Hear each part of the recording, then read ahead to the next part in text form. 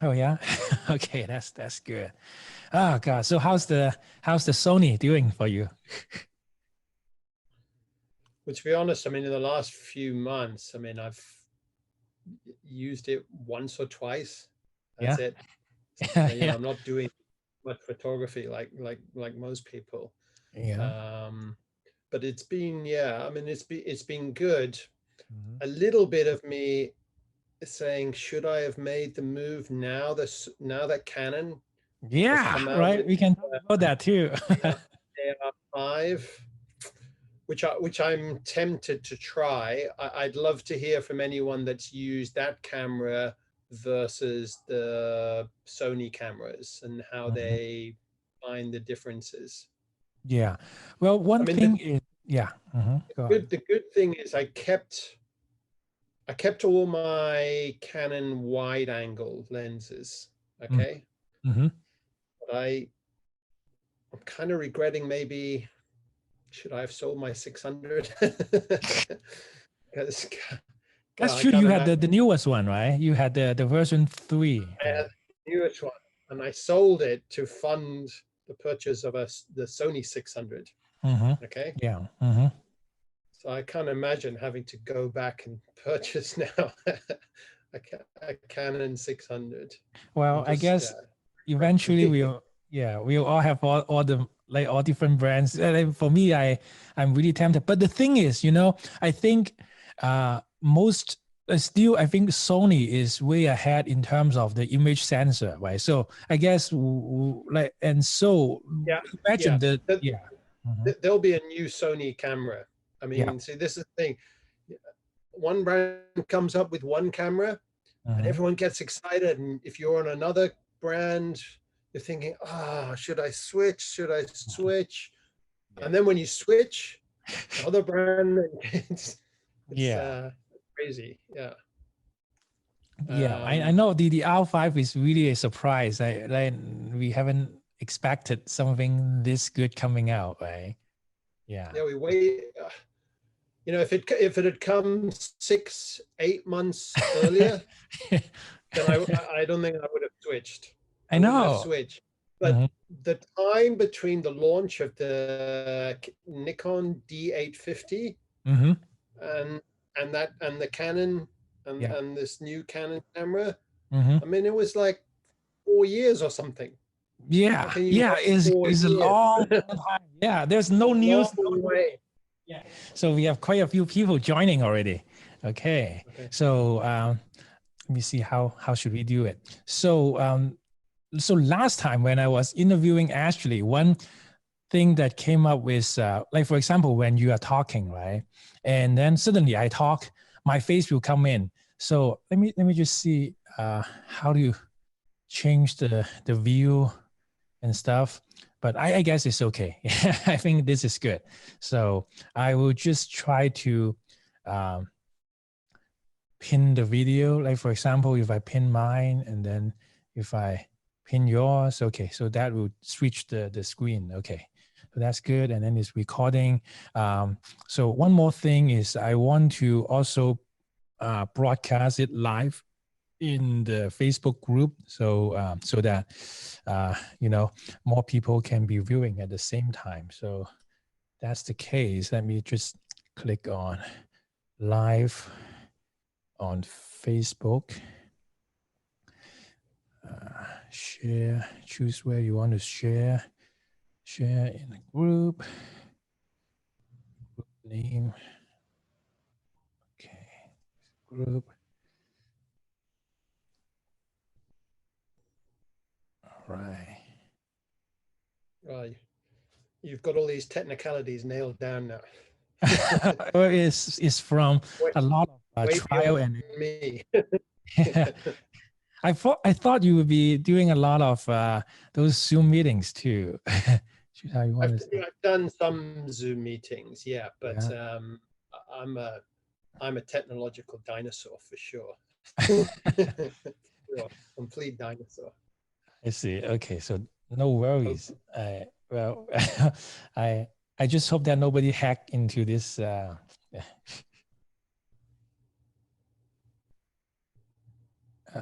Okay. I click go live in here.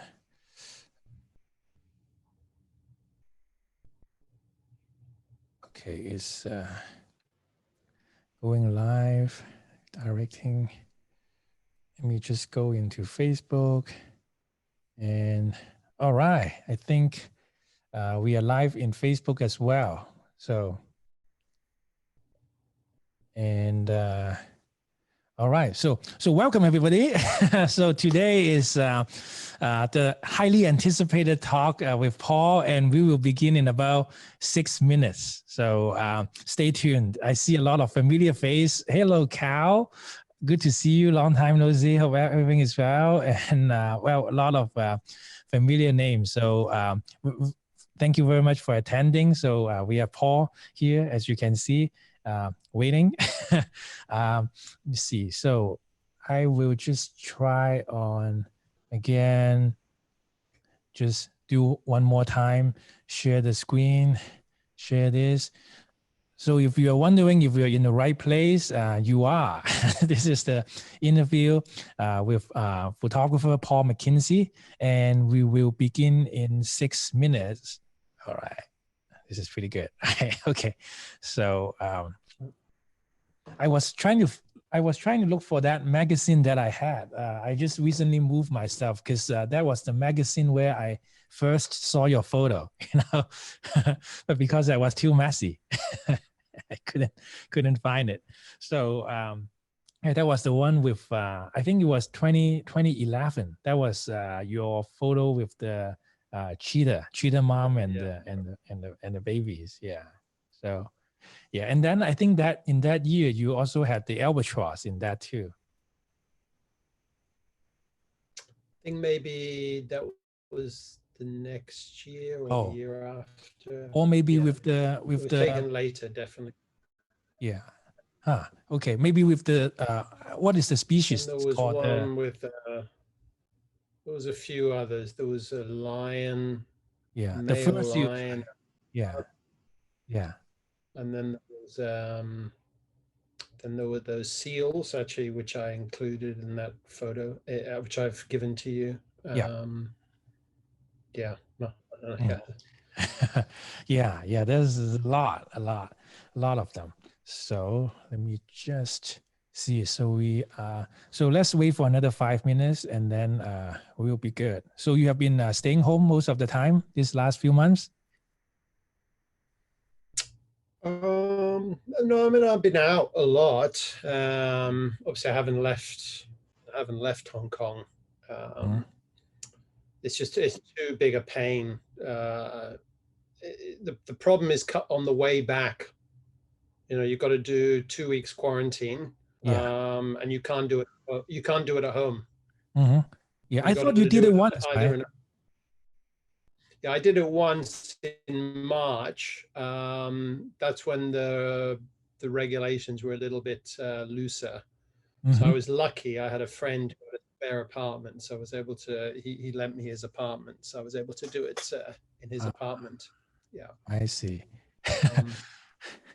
So yeah, so it wasn't too bad. The apartment was pretty nice, so it wasn't too bad. But being stuck in a tiny hotel room, and it's not like the hotels that are available are like they're like 2 or 3 star hotels. And then if for certain countries, like if you come for instance from South Africa, they put you in these government quarantine centers.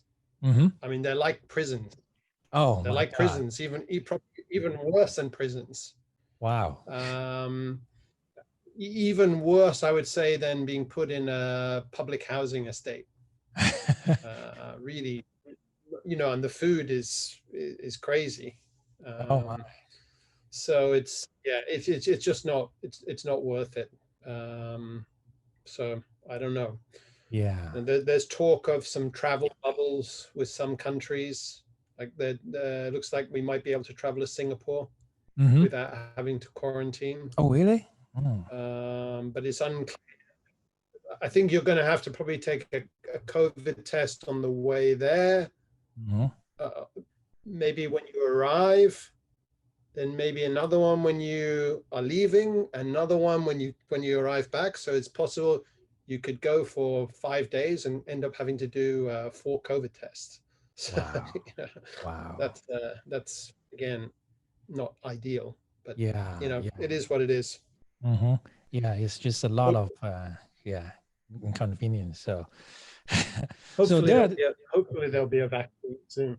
Mhm. So, so there are a lot of people in Facebook too. So you probably you can't see the comments there. So I will monitor there. But a lot of people are saying hi to you. I think Vicky Santello, that you know, she's saying hi to you, and yeah, lots of people here. So because we have two monitors right here, and for everybody who are in the Zoom call.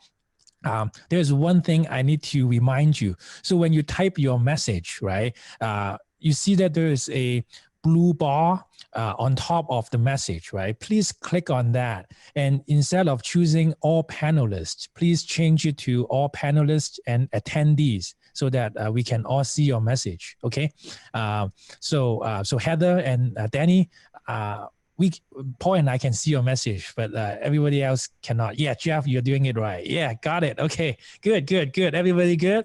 So so this is going to be a very exciting talk because first of all, Paul is in Hong Kong. I'm in Los Angeles. So it's going to be an international kind of talk. And so let me know, where are you guys from? Are you guys all from the US who are in attendance, or are you in other part of the country? Anybody else in like Hong Kong or Australia? Oh, Juno. Oh, okay. Wow. Okay, look at that. So we have Malaysia. Oh, yeah. That's amazing. Yeah. Well, Vicky, if you can switch to Zoom, if anybody, you can switch to Zoom, and in Zoom we can see your message instantly, and then in Facebook there will be a 5 seconds delay. So, but either way, it works for me. But for Paul, he can only see the message in Zoom. So yeah, so switch by. So. And okay, wow. So the response is pretty good. So okay. All right. Hey, Bob. Bob is from. So we have everywhere. So Australia, Los Angeles, British Columbia, Alaska, Patagonia. That is pretty cool. So we have. So do we have a special treat to see the pumas there in the future? All right, and then Malaysia. Okay, Wow. Okay. That's fantastic. So anyway, so it's 6:01. So why don't we begin? So, Paul, I just realized that the screen right here, even though I pinned you at the top, whenever I speak, my big face will jump in the screen. So what I would do is when you speak, I would try to be quiet. Otherwise, it will be really annoying that my face keep on jumping in. So that's the one thing that even if I switch to this one, right, that split screen, people are still gonna only see the main screen here. So it's kind of weird. But anyways, all right. So with that said, how about we begin? Okay, so all right, so hello everybody. This is Tin Man Lee, and I am very happy for I'm so excited today that we have the chance to interview my photography idol, Paul McKenzie, who is living in Hong Kong right now. So I will just do a few minutes of introduction about Paul and how we learn of each other and met each other, and then we'll begin the interview. Okay, so when I first started wildlife photography seriously, that was in probably 10 years ago. I was browsing some magazines, and one of the magazines that I mentioned to you guys a lot is the Nature's Best Photography magazine. And I remember opening the magazines, and then one particular photo just caught my eyes. At the time, I was really just the beginning photographer, like a lot of us many years ago. The aim is just to get a sharp photo of a seagull in the sky, pointing it up. And at the time, I saw this photo of a cheetah with a mother with some cubs, and then the action and the things I couldn't describe at the time because I was still very new to photography. But that photo just caught my eyes and just moved me like no other photos at the time, and I was completely shocked. And I didn't even know what that was. I don't know what the magic was, but it was just really good. And so I looked into the name of that photographer, and that was Paul McKenzie. And more surprisingly, the info said that he was from Hong Kong, which was where I was coming from. And all these years, I had no idea that there was such a great photographer living in Hong Kong. So what I did was I was following his photos over the years. Almost every time I found some award-winning photo magazines or contests, I would see Paul's name in there. It's like every time there will be outstanding photos, and not only that he is winning photos, but every time when he won in an award, the photo style is very different too. So it can be wide angle, it can be close up, it can be slow blur, it can be anything. So it was just mind blowing. So I follow his work like crazy, and then I also look at his blog, which I highly recommend. We will have the information about his blog posts later. He wrote some of the best blog posts. He was never holding back into sharing his knowledge and ideas and his passion in his blog. So like the blog about Kenya, the blog about his Midway Atoll ideas and stuff. So I'll include the link later. But anyway, so long story short, in 2015, I think, I went back to Hong Kong, and I finally had a lunch with him. And he talked for a long time and was so great. And then we met again in Japan. Actually, we met again in London. Do you remember? We were just at the award ceremony. I guess I was half drunk at the time. So we also met that. So we actually met 3 times. So anyway, I don't want to delay anything. I was just so excited to finally get to sit down to talk with Paul about photography. So there are a few things I want to let you guys know. So we are going to talk for about an hour on all the photography techniques, how he started. And you guys can click on the Q&A, okay? So when you, in the Zoom, you can click on Q&A, and then you can type in your questions. And that way, I can always refer back to your questions at the end of the call during the live Q&A. And then the second option is you can just type in the chat. And for those people who are in Facebook, you can also type in the chat, and I'll try to go back into that. But so anywhere, you can just type in the questions, and then we will try to answer them as much as possible. Okay. So with that said, let's begin. So let me see. Okay. So we have quite a lot of people here. So hopefully my computer won't crash. So everybody got that. And if you're late to the meeting, when you type in anything, please make sure to change the bar on top to change from all panelists to attendees, so that everybody can see your message. Okay. All right. Okay.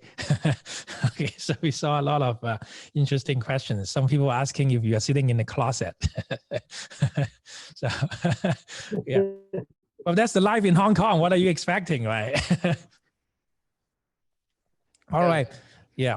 They're used to tiny apartments with tiny rooms in Hong Kong.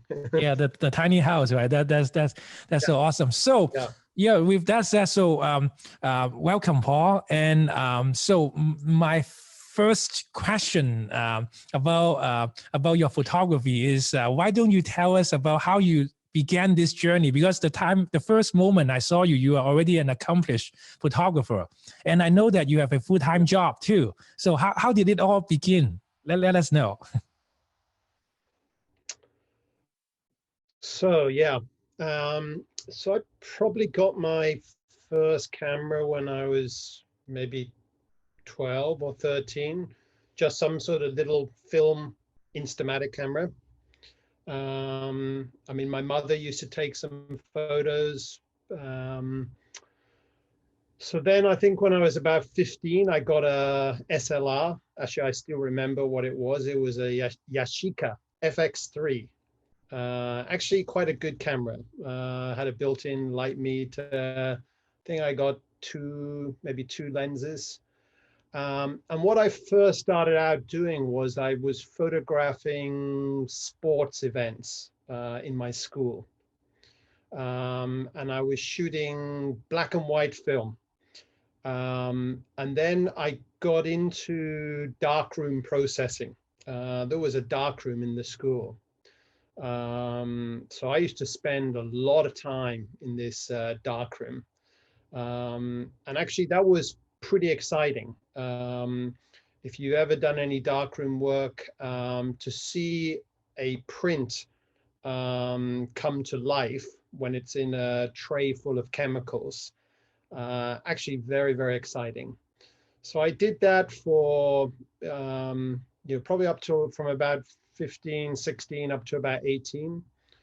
And then, I went to university, finished university, then sort of I was trying to build a career in finance in Hong Kong. And literally for the next 10 years, I hardly picked up a camera. I did nothing. I was too busy chasing girls, partying, doing the usual things that 20 something year olds are doing. So yeah, 10 years went by. It's kind of like the lost years. Now I really regret what I could have been doing in those years. But then the change came, I think when I was in my late 20s, I did a scuba diving course. And from there, I got kind of hooked into scuba diving, and there it was kind of a natural progression to try and maybe take some pictures underwater. So I got what was the kind of go-to underwater camera at that time. It was a Nikon 5 underwater camera, and I got some strobes, two strobes, a couple of lenses. And yeah, I was just, all I did then for the next few years, this would be in sort of in the early 1990s, mid 1990s. I was obviously working full time, but all my holiday time was dive trips. And I went to a lot of great dive destinations around the world. But what I quickly discovered was I was in complete awe of those underwater photographers who were making good images. Because I can tell you, there is nothing more difficult in photography than taking good underwater photos in the days of film. Because one, you've only got 36 shots. You can't change film underwater. You're trying to, most of the time, balance ambient light with strobe lighting. Not easy. And of course, you have no feedback. You're having to do, if you want to really get things right, you have to do a lot of bracketing. But again, you've only got 36 shots. And of course, if some action happens, you've got one chance. I'm not joking when I tell you that in sort of 10 years or so of underwater film photography, I probably have no more than a handful of good photos. Huh. Wow. You could you could go across the world to some exotic destination, spend all that money. I'd have a great time diving, etc., but literally come back with nothing. I look at get my slides back, overexposed, underexposed, terrible, useless. So yeah, photographers who were taking good photos with film, wow. That's really, really difficult. Anyway, so what the next big change was in 1997, I went on my first photo safari to Kenya, and that was a life-changing experience. I was completely mesmerized by the wildlife. I actually went to Kenya with some pretty good equipment. Before the trip, I bought a 400 2.8 Canon lens. Mm-hmm. This was like first generation. You could hardly lift it. It was so heavy. I had a pretty good camera. I had one or two other lenses. I remember I had read quite a lot of books on photography and wildlife photography. I thought I knew what I was doing. And when I got the results back, clearly I had no idea what I was doing. Mm-hmm. But somehow I fluked a couple of good pictures. Actually, there's one. I mean, it's quite an iconic kind of shot of just an acacia tree silhouetted against a sunset. You know, it's been done a million times before and since then. But even to this day, actually, I still like that photo. So the good thing was I took just enough photos that were good to kind of hook me in. I think the other thing as well is I completely fell in love with Kenya. I mean, I'd been, just so you know some background, I'd actually been born there, but I left for Hong Kong when I was 4 years old. Really? But yeah, it completely sort of reignited my love for that country. There's something, I don't know, you've been to Kenya, but there's something about Africa that's just particularly unique.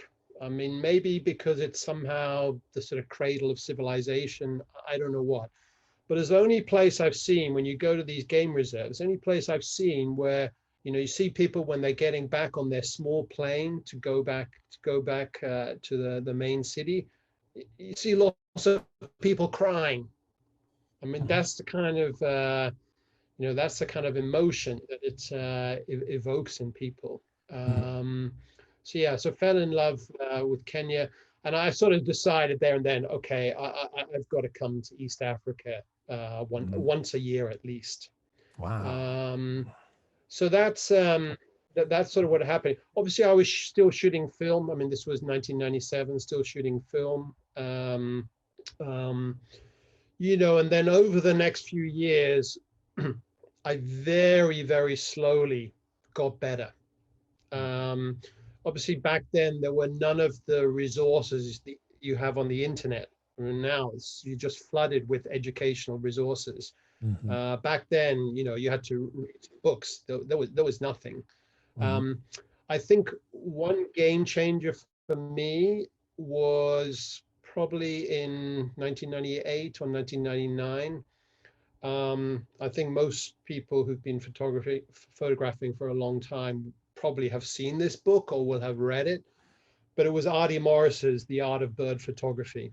Yeah. I mean, that was a game changer for me because what Artie was able to do, which pretty much every other book had failed to do, was he was able to dumb things down. He'd dumb things down and make difficult concepts easy to understand. I think particularly in terms of exposure, he demystified a lot of photographic concepts. I think particularly with exposure. I mean, to be honest, that's one of the good things about your course, your DTS course, is that it's taught in a way that's easy for people to understand. That's you know, and that's the most important attribute of an educator. Can you understand what they're trying to say the first time you read it or the first time you hear it? That's really, really important. If you're having to keep reading it or keep listening to what they're saying, you know, that's just not going to work. So that was really that was really important. Anyway, sort of things progressed, you know, from there. I mean, I was still working full time, so a bit like you, I only had 2, maybe 3 weeks of holiday. Obviously, I can't use all of that holiday period to go photographing wildlife. So literally, I was probably photographing wildlife not more than 2 weeks a year. You know, that went on for, you know, that really went on till 2010. Now I did in 2001, I was able to, I applied to my employer at the time, I asked him, can I take, I want to take a 6 month sabbatical. I thought there's no way they're going to grant me my wish, but they said yes. So that was really important. So basically I planned this, I planned several trips from a bucket list of wildlife destinations. And I went to a lot of great places. I went to Midway Atoll for the first time, subsequently went back there 6 or 7 times. I went to, the big one for me was went to the Galapagos Islands. Actually met my wife there. So that was really important. So it was a very productive 6 months. But then I went back, and then all the way till 2010. And then in 2010, I managed to do a deal with my employer where I was able to work maybe around 7 to 8 months of the year, but I had about 4 months free. So that really helped a lot. So it just meant I was able to go on a lot more trips. And I think photography is like anything else. The more you sort of practice at it, the better you're gonna get at it. So and I had actually in 2009, I had most of that year off. So I went a lot of trips in 2009, including my first trip to Antarctica. I mean, that was fantastic. I think for me with photography as well, I mean, a big attraction for me has always been, have a big love of travel. So I love traveling. And the more remote the destination, the better. So I love going to remote destinations. So that's been a big thing for me. And then just really in the last 5 or 6 years, I've started to do a little bit of tour leading. So I do this with, I mean, most of you will probably know her, Denise Ippolito. So she's a wonderfully creative photographer, fantastic person. So I'm doing a bit of tour leading, and then, I've been moderately successful in sort of selling images. So I sell images through, a lot of different sources. But yeah, so that's kind of where I am with my photography. I still consider myself an amateur photographer. Really, my main goal is just to try and get a little bit better each year.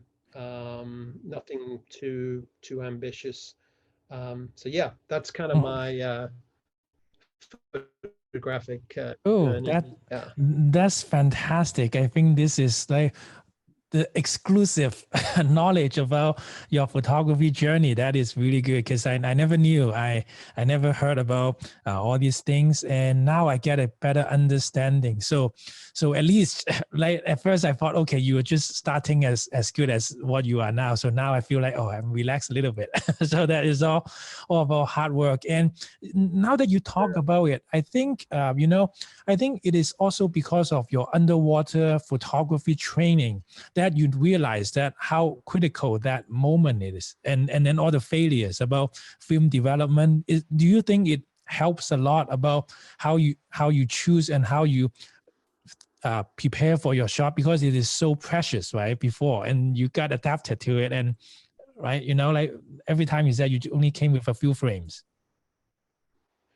Yeah, I think if you start off in a genre of photography that's particularly difficult, that probably helps, because everything else, relatively speaking, is going to be easier. Yeah. Now, I mean, having said that, when I first took up terrestrial wildlife photography, I was still hopeless. I mean, let me give you an example. The first 2 trips, I think, or certainly the first trip, probably even the first 2 trips I did to Africa, I looked at my slides, and one of the things I noticed was every subject was completely centered, completely in the middle of the frame. Actually, I hadn't realized you could hold down that you could depress the shutter button halfway and recompose. I didn't even know that. Okay, I mean, that's how much of a novice I was. Okay, so you know, if you're just starting out in photography, or wildlife photography, I mean, everyone starts from ground zero. You know, don't let that discourage you. I think the most important thing is, you know, I think you've got to be honest with yourself. And the most important thing is, are you passionate about photography? Or can you at least develop a passion for photography over time? Okay, because I think unless you're passionate about photography, it's going to be difficult to ever be good at it. I mean, I think you'd apply that to pretty much everything in life. You know, you need to be passionate about something to be good about it. The other thing as well, the other thing as well is that usually if you're passionate about something, it's going to be fun. Okay.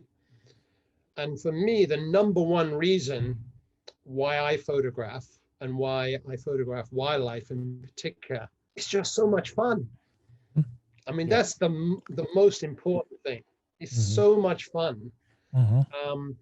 But you know, for a lot of people, sitting in a vehicle, you know, where it's baking hot, you know, for several hours, waiting for something to happen.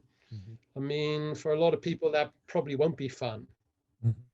You know, but for me, actually, even that's still quite good fun. You're out in a, you know, beautiful wilderness areas. You know, I still find that quite fun. So that's I think that's really important to becoming a decent photographer. Yeah, I think I immediately think of two things, right? The number one thing is when you mentioned about when you first started, you didn't know that you can half press and then recompose. I think that is really a big disconnect about when people first want to learn about birds and wildlife photographer is, you know, the animals are moving. They usually is low light and then they blend in pretty well. And all of a sudden this is completely new. So instantly we are in a completely new environment, but we thought we knew about photography, right? How difficult it is, right? We use the iPhone all the time to just take photos of friends in a birthday party. And then they didn't realize that there's like a completely new game, and you really have to accept that you are new and you want to learn more. And so that is the number one thing. And then the second thing is about the passion. I can see a whole lot of love and passion in your photos, and any animal species, I know that you are thinking about them, you love them, and you think about how to present them in the most unique and beautiful way. And I think these days a lot of newer photographers, when they had one or two photos that are successful, they get a lot of likes, and then they are chasing for that instead of really thinking about how do you because of the love, how do you want to create better photo? How do you create newer photo? That is the objective we should all have, instead of like, oh, which award I'm gonna win, how many likes I'm gonna get in this photo and stuff like that, right? That is very true. That's I think one aspect of your photography that is that is really powerful in that, which I really want to thank you for bringing that up, the passion, right? The -50, the bouncing of the the vehicles and all the stuff, right?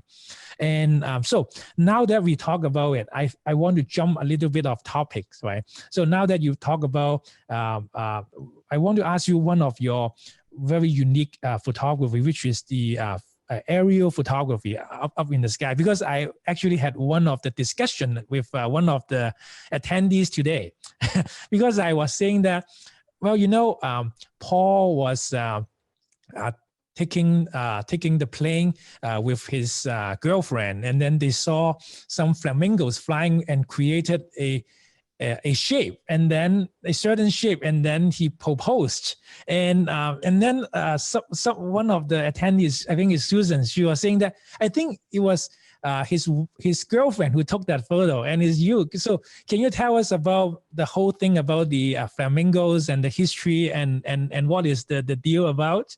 So let me. Do you want me to pull up one of the photos first to talk?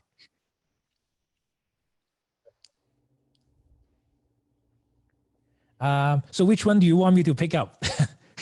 Well, I mean, sure, I'm happy to talk about that Love Heart flamingo Okay. one. All right. If you want to do that one. Yeah. Okay. Yeah. Yes. I mean, you can tell us like how did it start? Like how do you know about the flamingos and the history and the love story of that? So I think even to this day, I think my wife and I are still arguing about who took this photo. And we're actually not even sure who took this photo, because we were shooting side by side, and all our photos just got kind of merged together at the end of the day when we were processing them. So I'm not sure actually who took this photo. And maybe we both took images of this same scene. I'm pretty certain. But it was just a sort of serendipitous moment that happened while we were photographing a group of flying flamingos over this lake in northern Kenya. I don't want to make the story too sort of soppy, but I remember we were looking at the images on a computer back in the hotel later that evening, and we saw this picture, and I thought, wow. And I kind of subconsciously was thinking, are these flamingos sending some sort of cryptic message to me? Responding to. So I kind of had it in my mind that I was going to propose to her anyway. So the garden of this hotel, yeah, I did actually propose to her.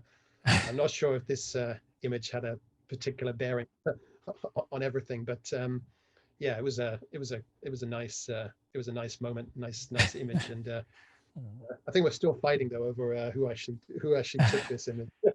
Wow. So how many years have you been there until you see this one?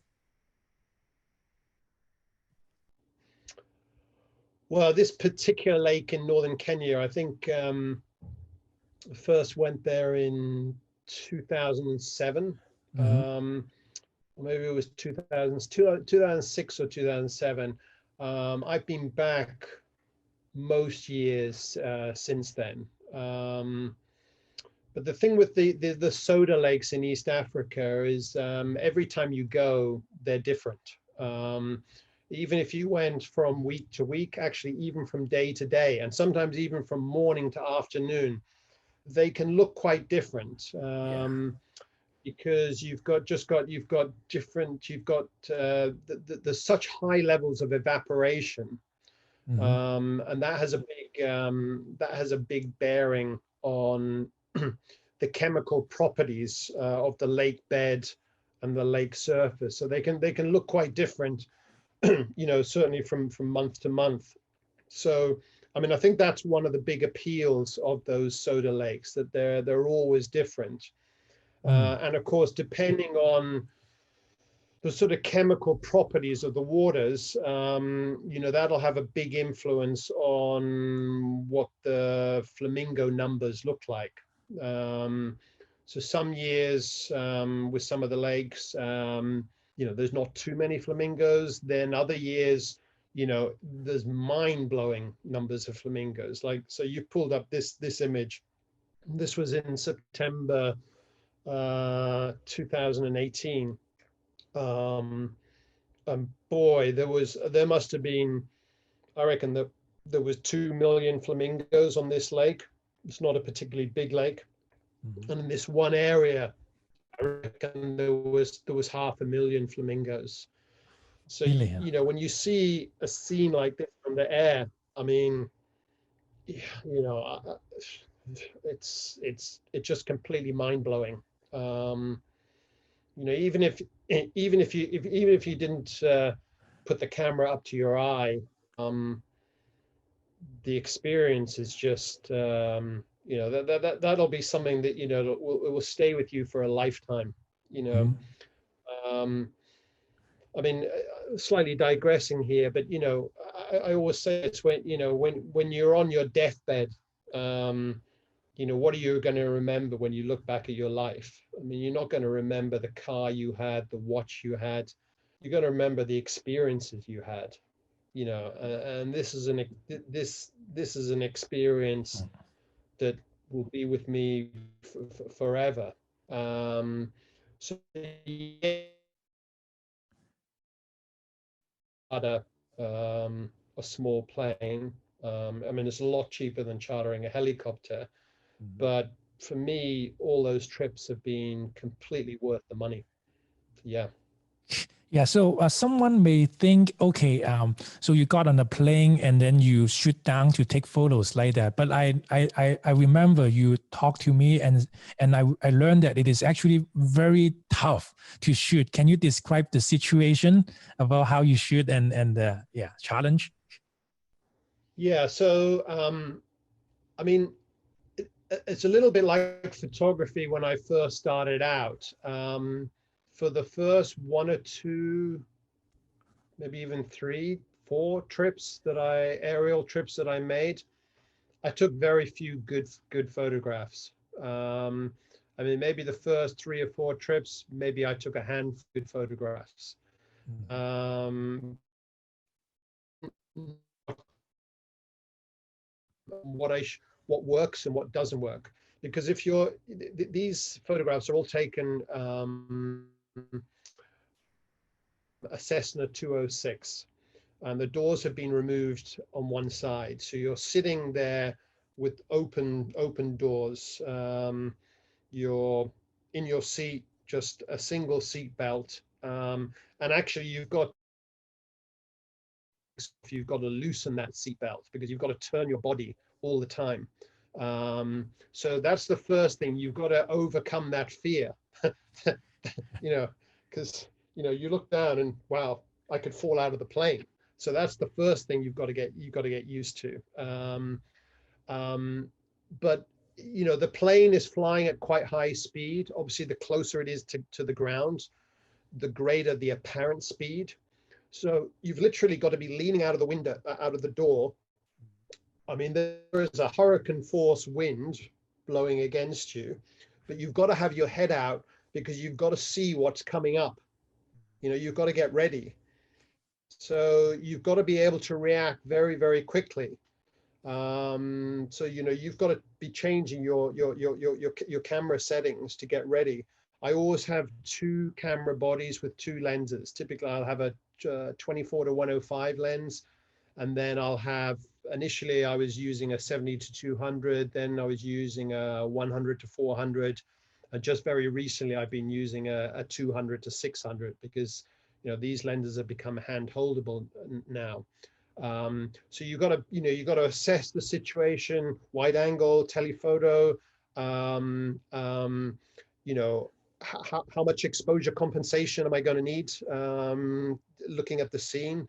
I mean, there's a lot of variables that you've got to react to very, very quickly.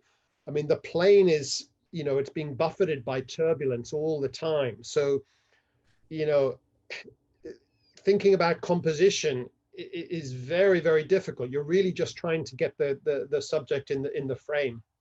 Yeah.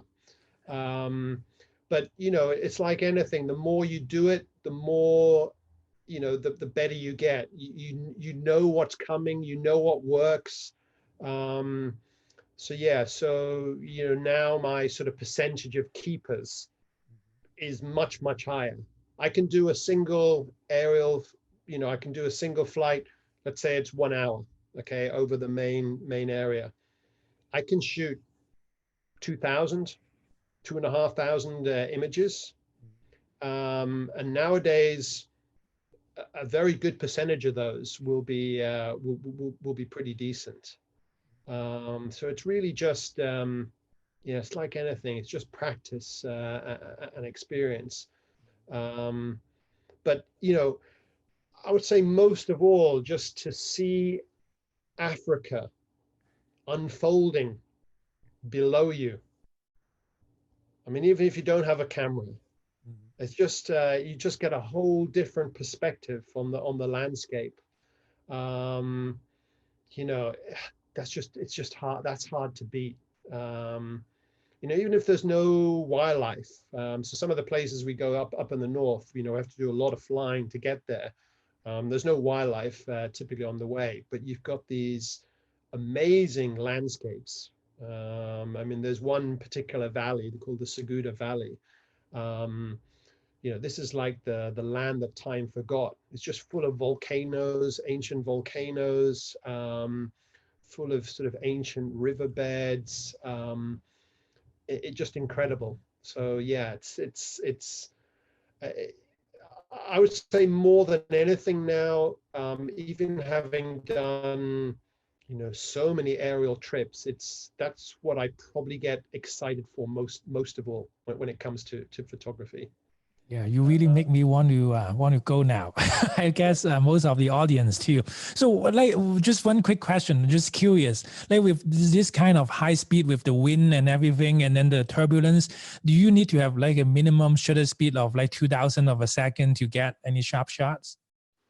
Yeah, I would say it partly depends on what lens you're using. Mm-hmm. Obviously, I can't use a focal length of more than 24 millimeters because then I start getting bits of the plane Oh, in I the image. see. Mm-hmm. But you know, obviously, if you're shooting at 24 millimeters, you can get away with a slower shutter speed. Mm-hmm. Um, but typically, even shooting wide angle, I wouldn't shoot at less than 2,000ths of a second. Oh, And okay. usually now, you know, when I first started photographing from the air, actually I was still using aperture priority, but you know, now I'm just using manual. But with manual, I typically with a telephoto lens, I'm usually going to set my shutter speed at 4,000ths of a second. Usually light is not a problem. So I mean, usually it would be pretty rare that I would ever get over an ISO of 640, 800. Mm-hmm. That's probably the maximum I'd ever go to. Mm-hmm. Actually, what I found, I mean, we can get into a discussion about cameras. So the latest aerial photographic trip I did, which was in March, I was shooting with a mirrorless camera for the first time. Oh, mm-hmm. And that actually has made things a lot easier because for me, the biggest game changer with mirrorless cameras is to have that live histogram in the viewfinder. Oh, yeah, I I mean, love that. that's Yeah. enormous benefit, made it much easier, you know. Yeah, no more blinkies, I've got right? yeah. Well, I've got the aperture. I've got the aperture set up in advance. I've got the shutter speed set up in advance, and then I've programmed the thumb wheel to be my ISO. So literally, I can just have my thumb on the thumb wheel, and I can just be looking at the histogram, and I can just be constantly making changes. So I leave the aperture and the shutter speed fixed, and I just vary the ISO. Mm-hmm. So you're just taking photos of the histogram, right? Just kidding. I mean, well, yeah, I'm just looking at, you know, it's down there on the right-hand side of the Mm-hmm. viewfinder, and I'm just looking at that all Yeah. the time. Because I know where that histogram needs to be. And I know it needs to be over to the right. I mean, the thing about flamingos, photographing flamingos is very tricky because, you know, they're very, particularly for photographing in the middle of the day, you know, they're very white. Oh yeah, that's true. So ideally, you know, I'm trying to, it doesn't matter so much if it's a very wide angle view, but certainly if it's a telephoto view, you know, I've really got to avoid blowing those whites. So typically, you know, you're going to need a lot of the time you're going to need a lot of minus exposure. So just having that histogram there Yeah. is really helped things. That's true, especially in those heat of the moment, right? You can see it. So I'm showing this photo. I think this was your first Yes. BBC Wildlife Photographer of the Year award, right? So can you tell us a little bit about this photo and like what do you think was the reason for the win? Yeah. So this is one of those images. It definitely looks better in black and white. There's just the contrast works better in black and white. So I think that was an important decision. I mean, what actually you're looking at here is you're looking at flamingos feeding on these mud flats near a river delta. So they're standing in a thin film of water, and they're standing on top of an alluvial bed of silt, and underneath that there's a thick, gooey mass of black mud. So what happens is, as they walk through the water, they leave these temporary black trails, which disappear after a while. So it's kind of like a living tapestry. You've got the trails constantly, as one disappears, a new one emerges. So I think I'm always drawn to scenes where there's a strong sort of graphic element to the scene. So it was really these doodle-like trails that I was attracted to. I mean, I think, since you mentioned it at the very beginning with the BBC competition, I mean, I think the thing that they're looking for, what the judges are looking for most of all, is they're looking for things that are different, stuff that they haven't seen before. And I guess this was a scene that they hadn't seen before. So I think that's what attracted to them. So, they're looking for, maybe animals, particular animals that they haven't seen before, or they're looking for animals that they have seen before, but that have been photographed in a unique way that they haven't seen before. I see. Yeah. So that's I would say that's quite specific to that competition. Something like Nature's Best, I would say, would be very different. I mean, the images I would enter for Nature's Best and for Wildlife Photographer of the Year would often be completely different. Yeah. With that said, maybe I'll pull up to one of your photos that the Nature's Best you won, and then we can talk about that. Okay. Okay. This one is the one that drawn me to your photography in the beginning 10 years ago. I think with Nature's Best, I think what they're looking more for are, and I'm really generalizing here, and it probably has changed over the years, but I think they definitely like cute pictures. They like babies. They like cute animals. They like action scenes. They like images to be very sharp. I would say they're less in favor of sort of abstract like or artistic like images compared to the BBC. But anyway, I mean this particular image, I think it got to the final round of judging in BBC, but it didn't get anywhere. But in Nature's Best, it did a little bit better. But I mean, this was a cheetah mother in Kenya's Masai Mara that I followed literally every day for about 3 weeks. I mean, one of the things I'd say to people is that if you have a situation like that with a cheetah and say six cubs, to be honest, my strong advice would be, and it's very difficult to give this advice to say someone that's coming to Africa for the first time, but my advice to them was forget about everything else. Okay, forget about going to the river to watch wildebeest crossings. Forget about going to lions. Forget about going to leopards.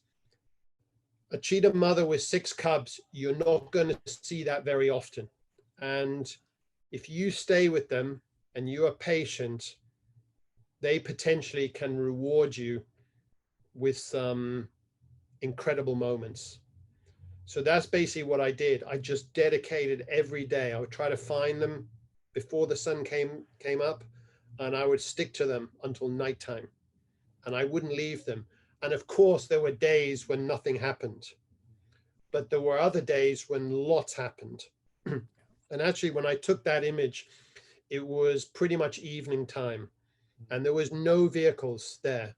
Everyone else had left because it had been raining so heavily, and people had got cold, and they were, I'm sure they're saying to the driver, "Oh, we need to go back to camp.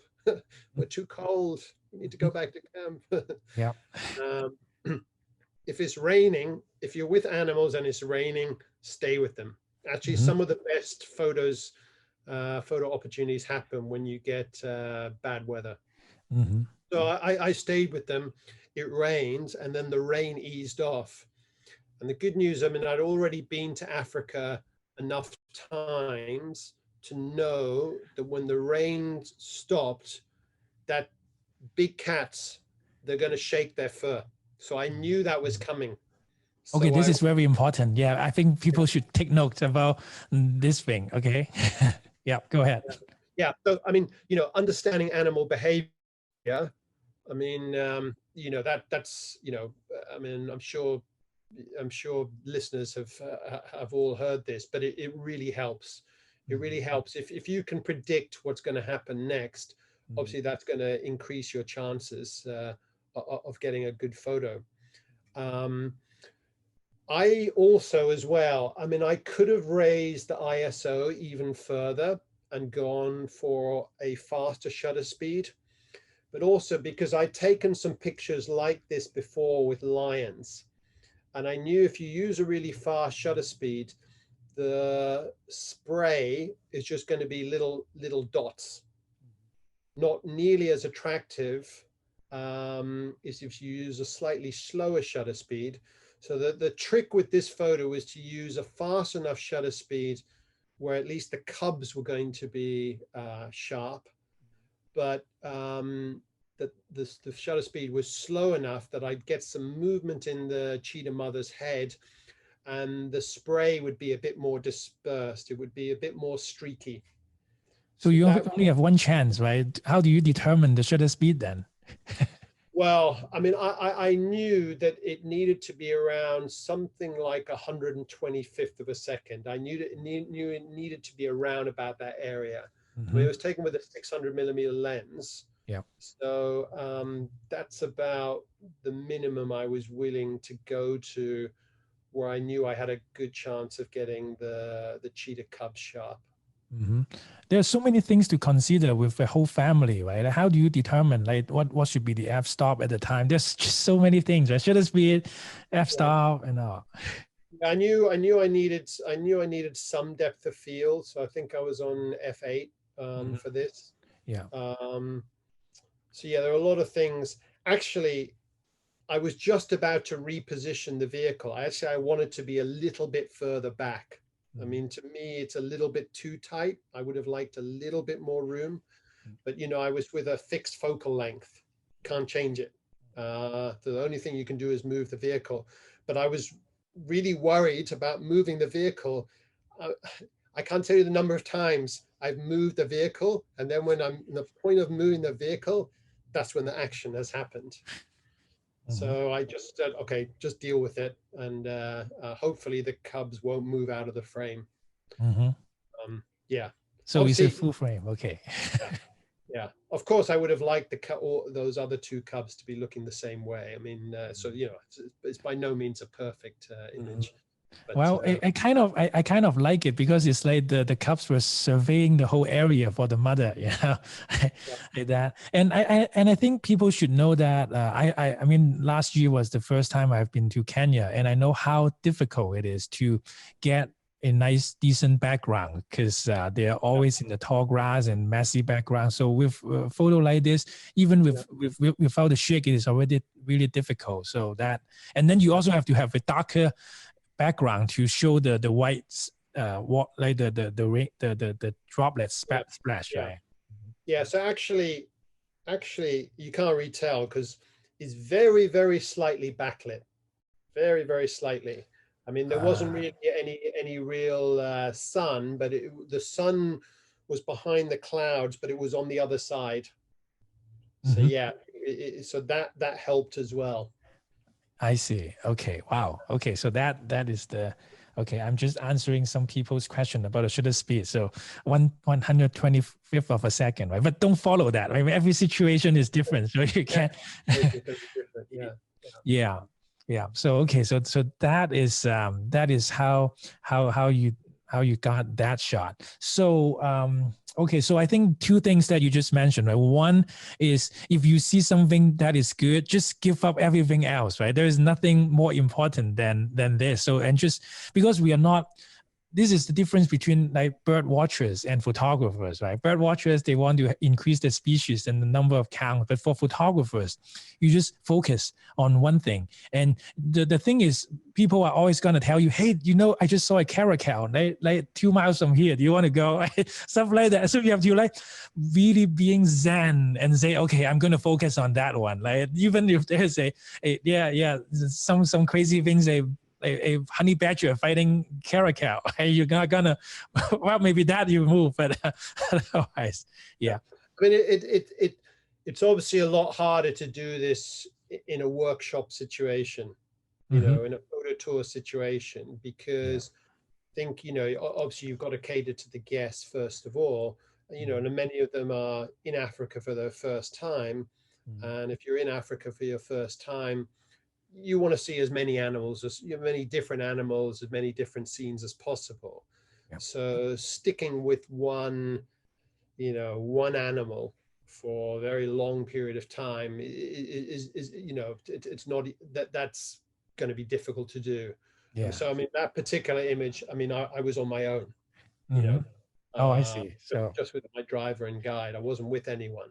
And actually, I would say the vast majority of good photos I've taken have been when I've been on my own. Yeah, it's just, because you can do what you want. Yeah. You can stick with an animal. You can stick with an animal for hours and hours and hours, or days and days. Maybe you've pre-visualized a shot, and you need to get set up for it and things like that. Again, you're not going to be able to do that in a workshop type situation. So talking about pre-visualization, go ahead. Let's talk about pre-visualization. So if you pull up if you got the albatross picture, which one? The wide angle one in flight. Okay. Yeah, if you pull that up, and I'll talk about that and pre-visualization. Yeah, that would be a very interesting topic, because we just talked about, you kind of pre-visualize the shaking of the mother cheetah, right? And then you position yourself and you thought about backing up because you might the splash and then the cubs all that, right? So it's all really important. So let me pull this up. Okay. And by the way, so everybody, I did see your questions and chat, and there's tons of questions. And we will have a Q&A section after the interview. So I'll try to get to as many as of your questions, and you can type in the Q&A and also the chat. Q&A, it will be easier. If you're in Facebook, I'll try to look at the comment too. But if not, then I'll just send you Paul's email so you can blast him with all your email questions afterward. Okay, so let's talk about this very interesting photo. Okay. Yeah. So this is a Lacin Albatross. It's taken on Midway Atoll, which is at the very end of the Hawaiian island chain. It was briefly open for visitors. Unfortunately, it's been closed to the public since 2012, 2013. But I've been there several times before I took this image. And one of the things, because this is a flat atoll, and the albatrosses are big birds with big wings. They need to run in order to take flight. So they need to run along the beach in order to take flight. And typically what they do, they come out, the birds, the way that they'll, in the build up to taking flight, they'll come out of the forests and from the inland areas of the atoll, and they'll come down towards the beach. And there are these pathways, these natural pathways between those green, they're called naupacchia bushes. And they're almost like, they're like sort of natural little runways. And they stand at the top of these runways, and then they run down the runways, and they get up enough speed to take flight, okay? So I had observed this behavior, you know, for a long time, over a couple of different visits. And I'd actually taken lots of pictures with telephoto lenses where I was lying in the sand and I had them running towards me at eye level.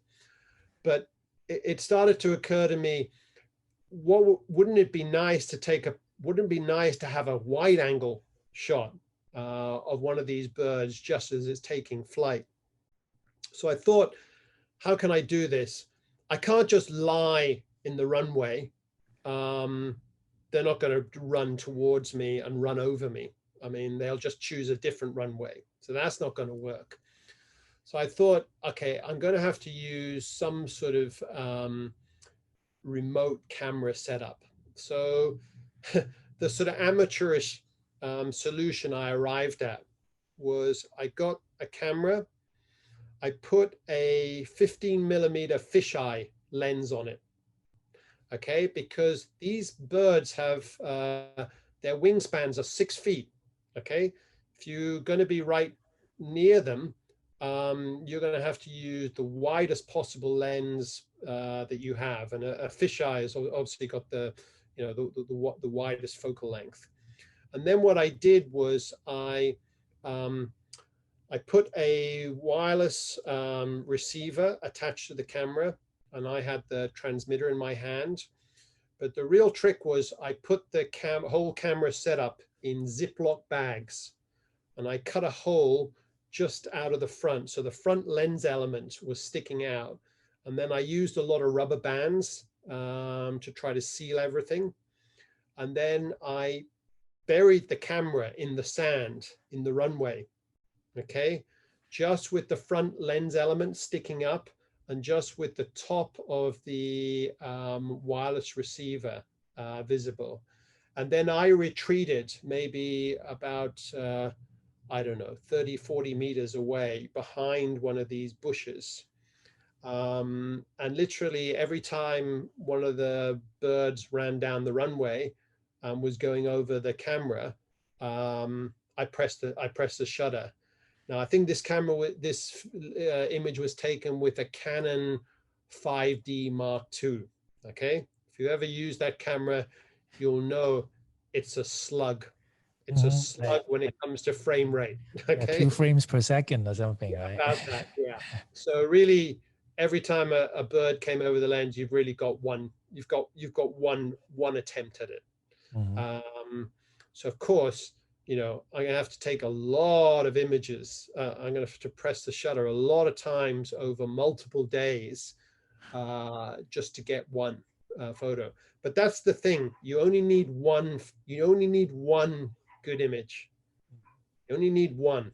Yep. So I remember when I looked at the back of when I took out the camera from the sand, or sand had leaked into the sand had leaked through the bag into the camera. It was covered in sand everywhere. I've still got sand in that fisheye lens even to this day. But I saw this image on the back of the camera, and I knew, okay, got it. Yep. Yeah, It's all worth it, right? Yeah. yeah. Wow. So you know, this was 100% a pre-visualized image. 100%. So I would say about, I mean, it's hard to estimate, maybe about 10% of photography I do is where I've pre-visualized something. 90% really, I'm just going out on spec and, you know, waiting for what's happening and try to react. You know, I'm just reactionary. I'm just trying to react to the scene. Yeah, that's a wonderful example of that, and I think we can talk about the photo. And I remember, like, there are not a lot of photographers who pay so much attention to in terms of the composition and also the overlapping. I think I mentioned that you and Charles Glasser, I think he is in the audience. I mean, both of you always pay a lot of attention in terms of no overlapping, especially no lines crossing the head. You know, a lot of those minor things actually makes a lot of difference. And for example, this one, right? All the other albatross were not overlapping, and you know, there's one right behind the shoulder, so that it shows is like very three-dimensional because of the repeating pattern, right? And all these things is that's how it is the perfect shot, right? That's in. Yeah, I mean, obviously there's a huge amount of luck here. I mean, with this one, because obviously I'm not behind the camera. You know, I'm not behind the camera, so that's just luck. But I totally agree with you. So maybe we can jump to another photo and I can demonstrate this. Okay. Yeah. Do you have the picture? It's actually, we both have visited this scene before. The one with the swans and the overhanging tree branches. Yeah. Yeah. That one. Okay, that one. Okay. That one. Yeah. That'll help illustrate that. Okay. Yeah, this one. Yeah. So the thing about this image, so if you look carefully at it, I mean, composition is really important here. So the most important thing I would say is to avoid a merger with the swan's heads and that ice behind it.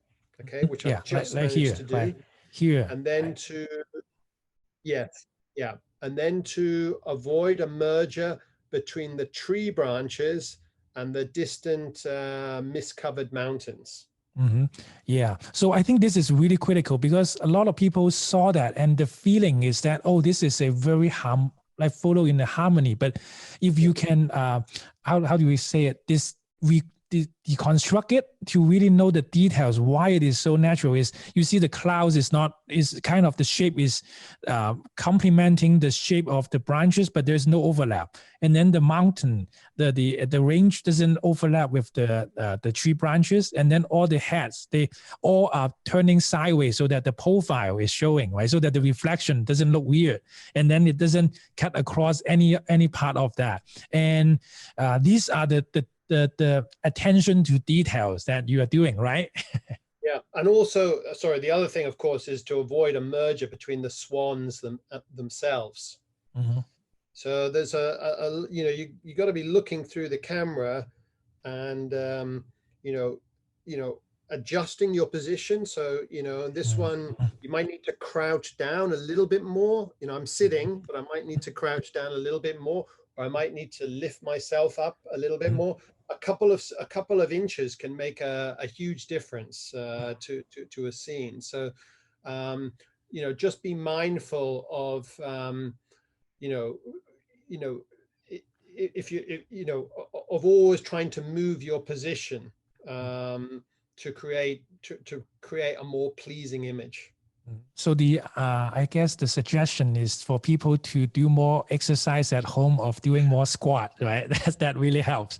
But I yeah. and I think this is really important because a lot of the photographers, they try to nail the shot, right? They just say, okay, I nailed it and it looks similar, right? And it's good. But, you know, sometimes it's all these minor details, which becomes the critical thing about the photography to make it becoming a timeless piece. Is like when you look at this photo, there's nothing that is in non-harmony, and on the above it is all the shapes and all. It almost look like an artistic painting, right? Oil painting kind of thing, black and white. And then in the below there, and then all these leading lines that you haven't pointed out, they are all pointing into the like almost all to each one of these swans, right? And then, you know, the composition is perfect, the rule of third applies, and also, you know, like all these hidden lines are all pointing into the swan. So everything is all leading the eyes of the viewers to the hook, right, to the point of interest of the photo. So yeah, so you know, for instance, if you look at the placement of the swans, Mhm. um, you know, normally if I was taking a picture, you know, I'd typically have the subject over to the left or to the right, but that wouldn't work in this scene because, as you Mhm. point out, you're absolutely right. You've got these sweeping tree branches. The subject needs to be in the center because the lines are leading towards the swans. Mhm. I think the other thing as well with this particular image, and I know I've written about this before, is you know, when you're taking a photo, when you go to a new destination, can you take some images that somehow capture the spirit of the destination? Okay, it is very, very difficult, I think, to do.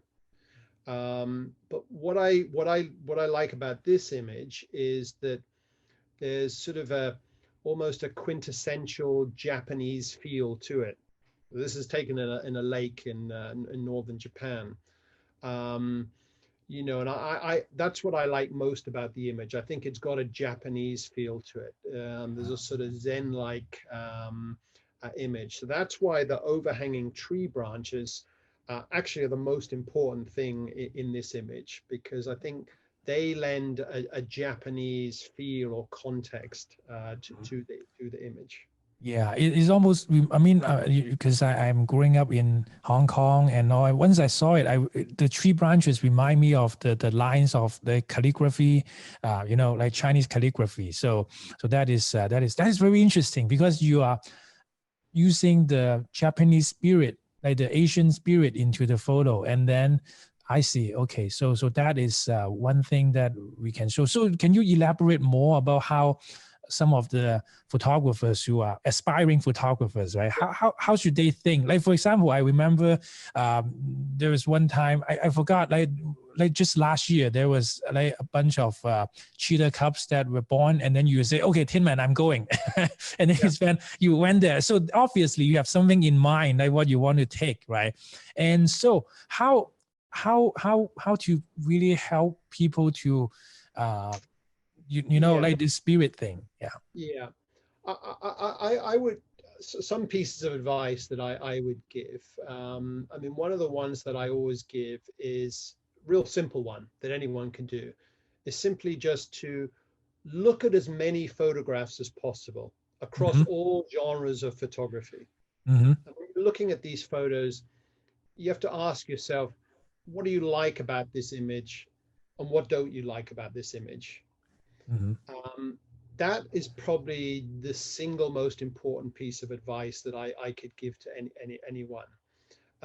Because I think subconsciously, if there's images that you really, really like, subconsciously, they'll be in the back of your mind somehow. And then when you're out in the field, maybe you can draw some inspiration from these images that are sort of hidden away Mm-hmm. in your memory. Um, you know, nowadays there are so many images you can look at. I mean, you know, just look at your social media feeds. There's so many great images out there. There's no shortages of images to get inspiration from. So I think that's number one. Another piece of advice I would give to you. So I'm guessing most of the people that are on this are wildlife photographers. That's what they're most interested in. But my advice to you would be try other genres of photography. Um, don't just limit yourself to wildlife photography. Um, because I think if you can take yourself out of your comfort zone, you know, and you'll be out of your comfort zone if you're a wildlife photographer and then you go onto the streets and you start trying to take street type photography, you'll be out of your comfort zone. But I think the more genres of photography you can explore, it'll make you a better photography in your sort of main chosen field. I mean, the principles are all the same, you know, lighting, composition, etc. They're all the same. But I'll give you some examples of that. Okay. So, so early on when I was doing underwater photography, okay, I did a lot of macro photography, okay, particularly at night, okay. Actually, in the days of film, that was probably the easiest thing to do because you didn't have to worry about ambient light. But I got Okay. super scared about the night dives. Yeah. Anyways. You didn't have to worry about ambient light. So you're just Okay. solely reliant on strobe light. So it's a little bit easier. Mm. But I got reasonably good. I mean, I got reasonably okay anyway at underwater macro photography. So for then many years later, when I came to photographing flowers, for instance, using a macro lens, actually it wasn't so difficult. Um, I was pretty conversant with things like depth of field and how to use very shallow depths of field, to create artistic like types of images. Another good example would be this. So, I spent many years photographing those snow monkeys with wide angle lenses. Mm-hmm. So particularly in the old days when there was no restrictions in Jigatkudani, and those snow monkeys are ridiculously tame. You could be very, very close to them, and you could use wide angles. So I learned, about having one focus element at the front of the frame, could be off to a side, but then to have elements of interest in the background. So it could be a snow monkey on the left-hand side, but then other snow monkeys in the background. And, I was able to use those same principles, for instance, when I went into the, seems like a big leap, but when I went into the churches in Lalibela in Ethiopia, okay, where I was using extreme wide angle lenses. Yeah. Should I pull up those photos? So if you pull up the black and white one, there's an Ethiopian black and white one that's taken in one of the churches. Okay, God, I'm pretty good. Okay, got it. Yeah. So actually the same kind of principles. You have elements of interest in the foreground. You have quite a lot of depth in the photo, and you've got it leading to things in the background. And then you've got this big sort of focal point in the background with the cross. A lot of those sort of principles I learned from taking wide angle images of wildlife. So it's actually, it's not that difficult, I think, to move from one genre to another. Of course, the more time you spend in one genre, the better you're going to get. And I'm definitely not a particularly good, people photographer, but I can do an acceptable job. Just because of a lot of the principles I've learned through wildlife photography, and it translates back the other way as well. So if you pull up my other Ethiopian one, the backlit one of the two girls walking, yeah. So in Africa, my kind of number one rule is I'll always try to when the sun is first coming up and when it's first going down, if the lighting conditions permit, I'll always pretty much try to shoot backlit. Okay. Same principle here with these two girls on this cobblestoned street shooting backlit.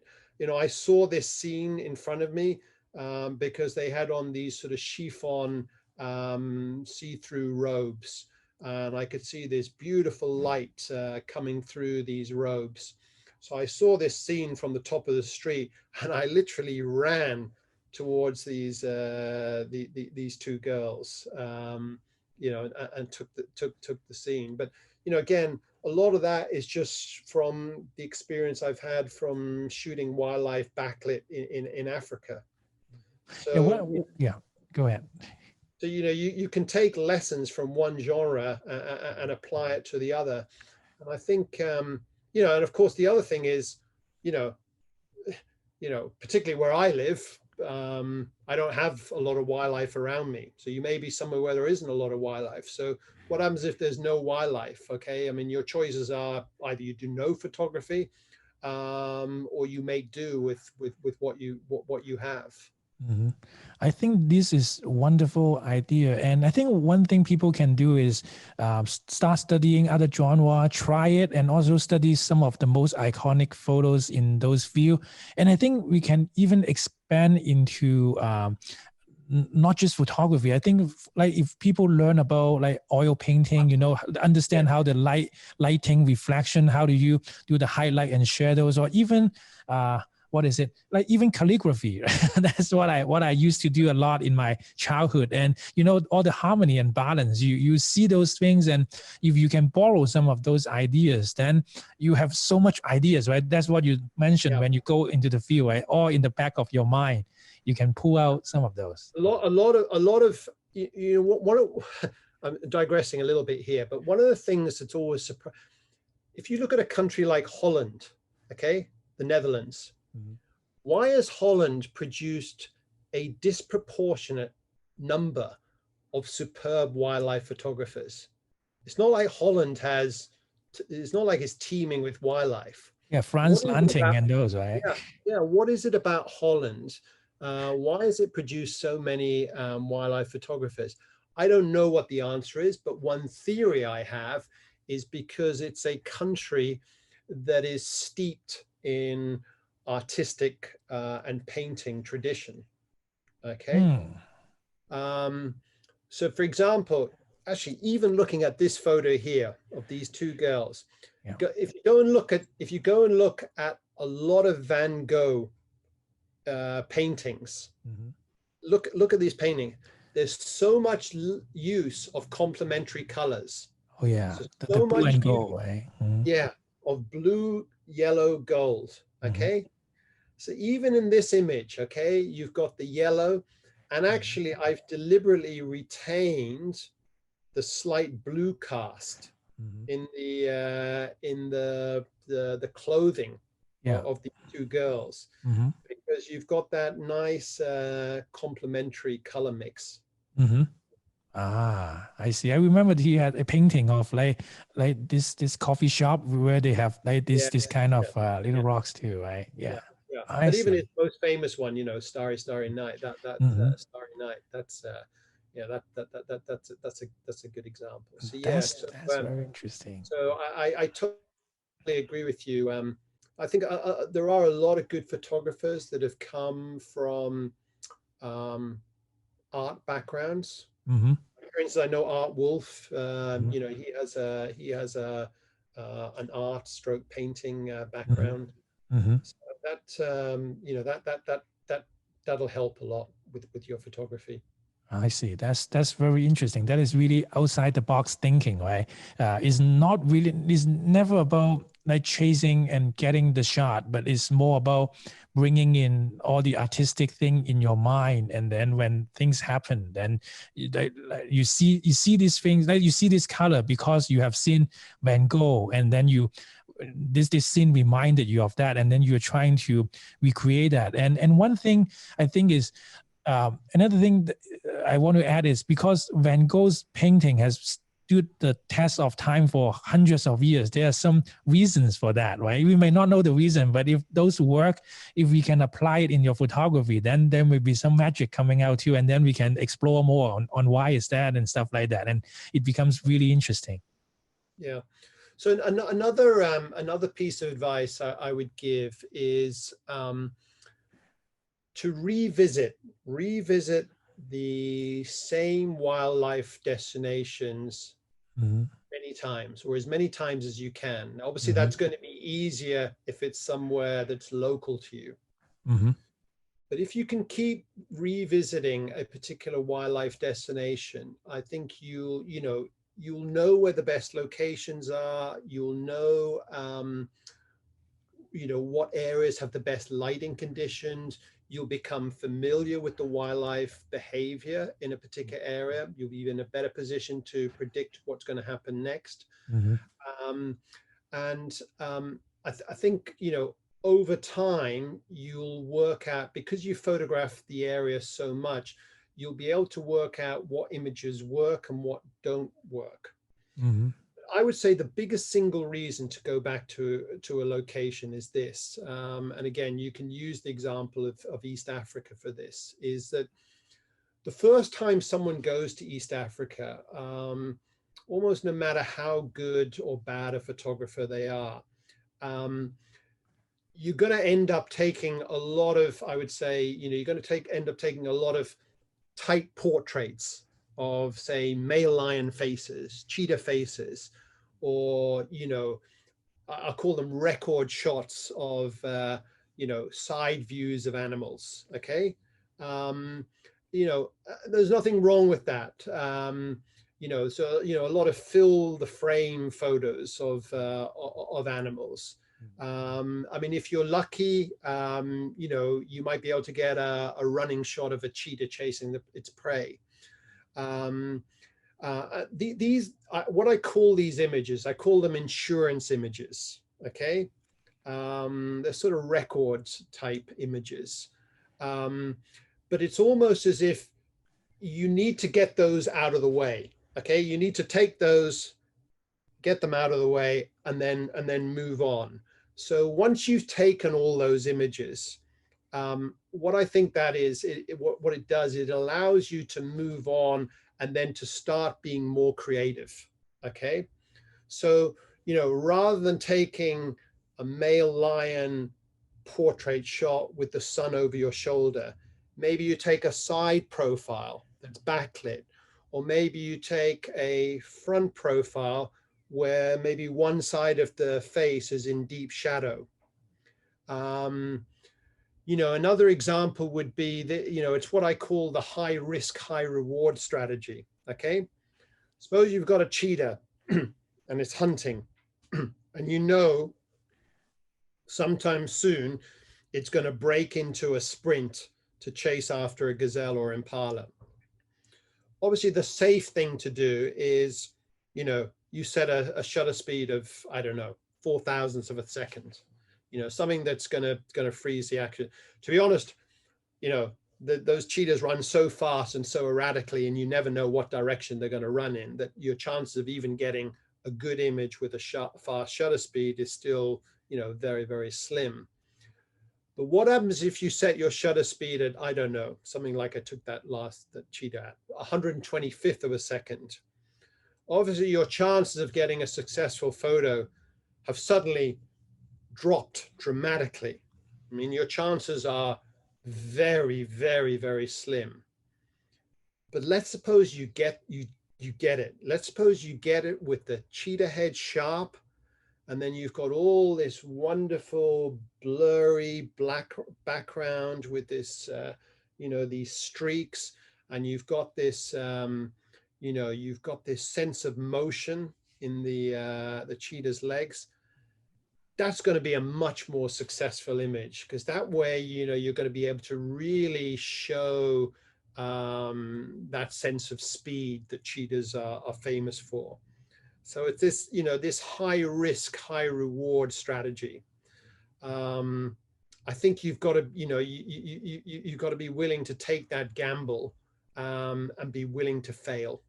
Yeah, got to be brave, especially when the trip is expensive. Right? Yeah. Gone all that way, and you might get what's a fantastic picture of a sharp running cheetah. Yeah. But yeah.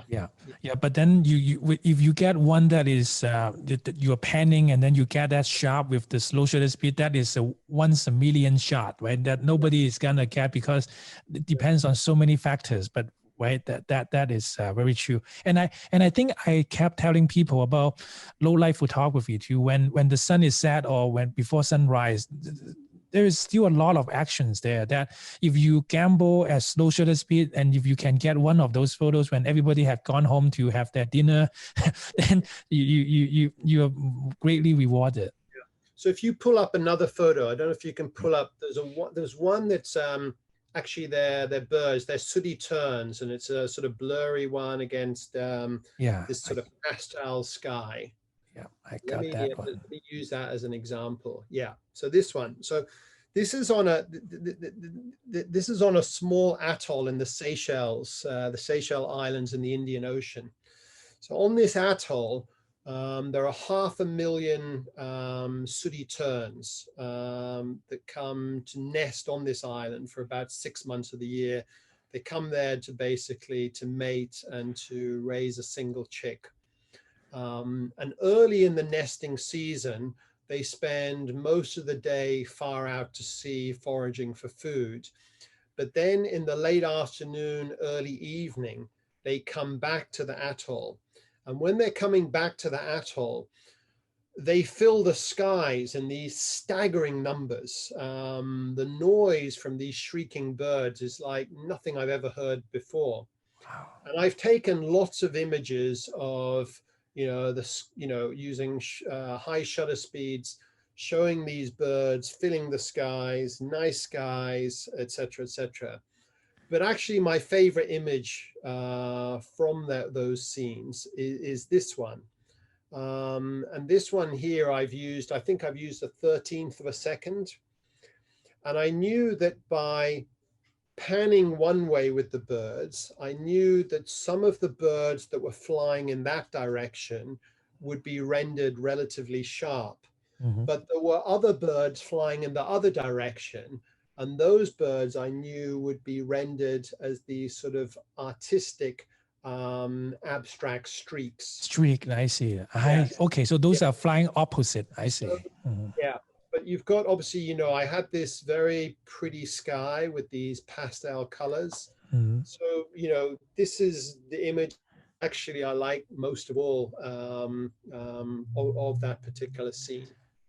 So they actually fly in opposite directions. Flying in different directions, yeah. I see. That's one of the best times to do sort of pan blurs. I see. So when you are in Bosque, you can do that because most of the snow geese are flying in the same direction. So if you pan, then you may not get these kind of streaks, right? Yeah.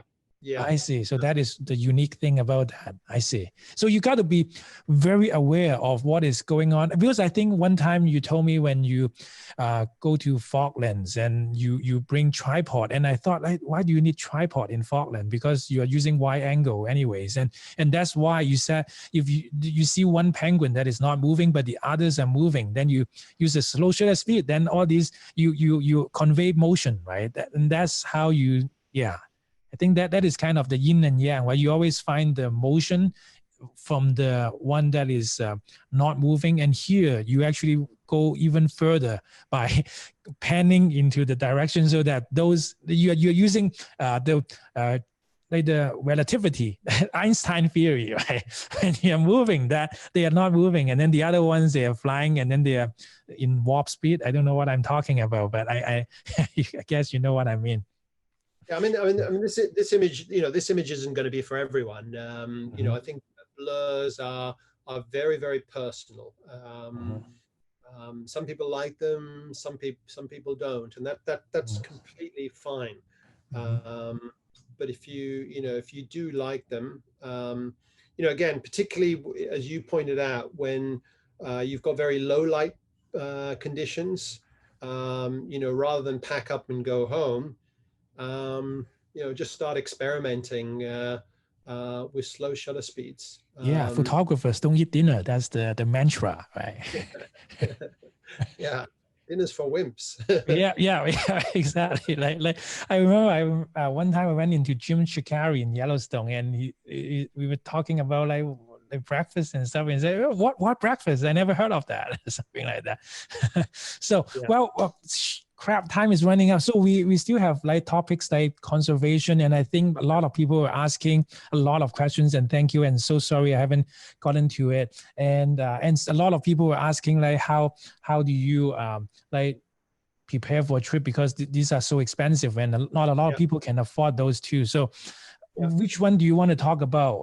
Like for the conservation, I know you have been talking to a lot of students recently because of the COVID, but then you have been starting even before that, right? Talking to the students and teaching them more about your photography, the arts, and also conservation. What do you see is the importance of that, and how can photographers like us do more onto the conservation side?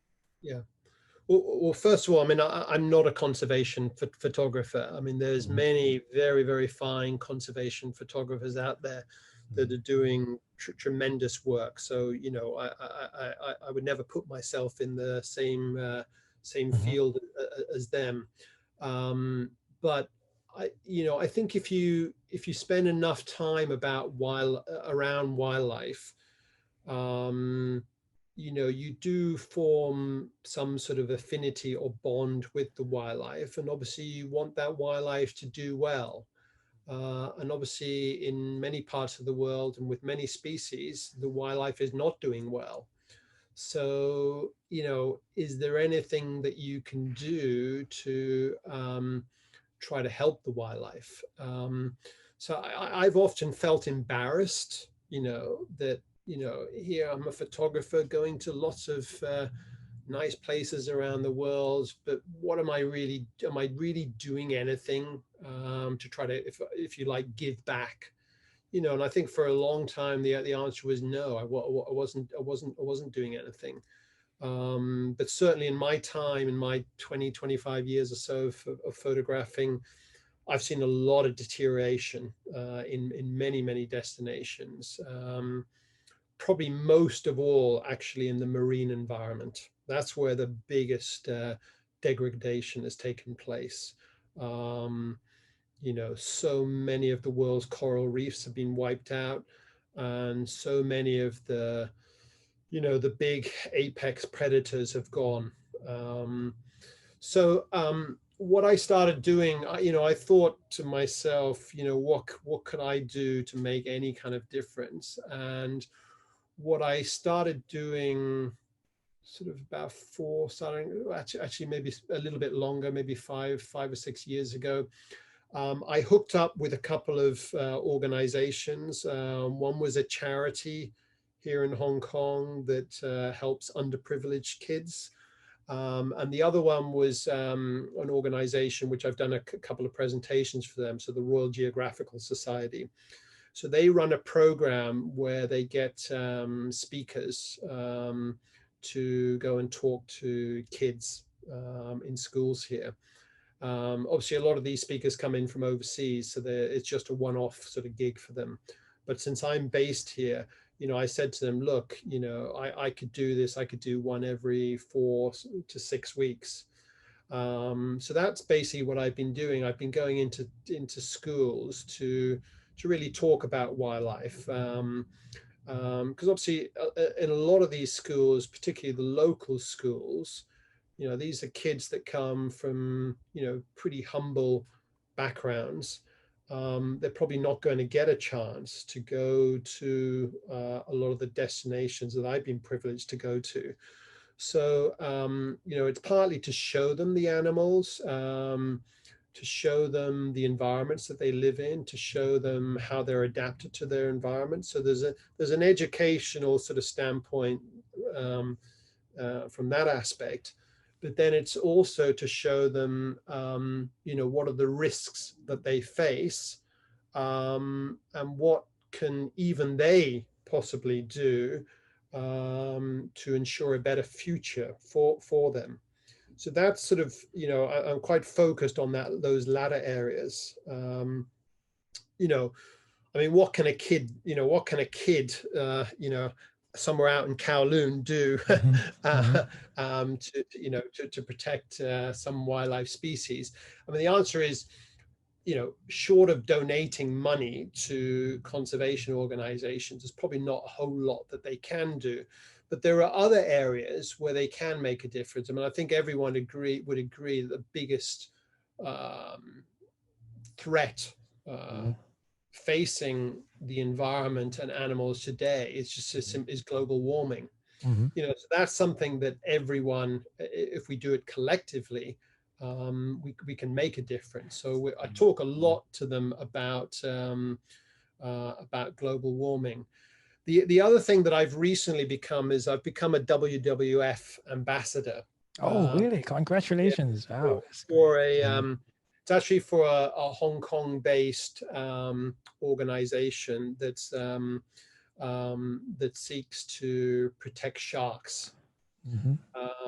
So I've become recently involved with that. So, it's not just, so of course I'm donating photos to them. I'm also helping them source photos from other photographers, but I'm also helping them with fundraising activities and also to lobby corporations to sign up to no shark consumption sort of mandates. Yeah, the shark fins and stuff. Right? Yeah.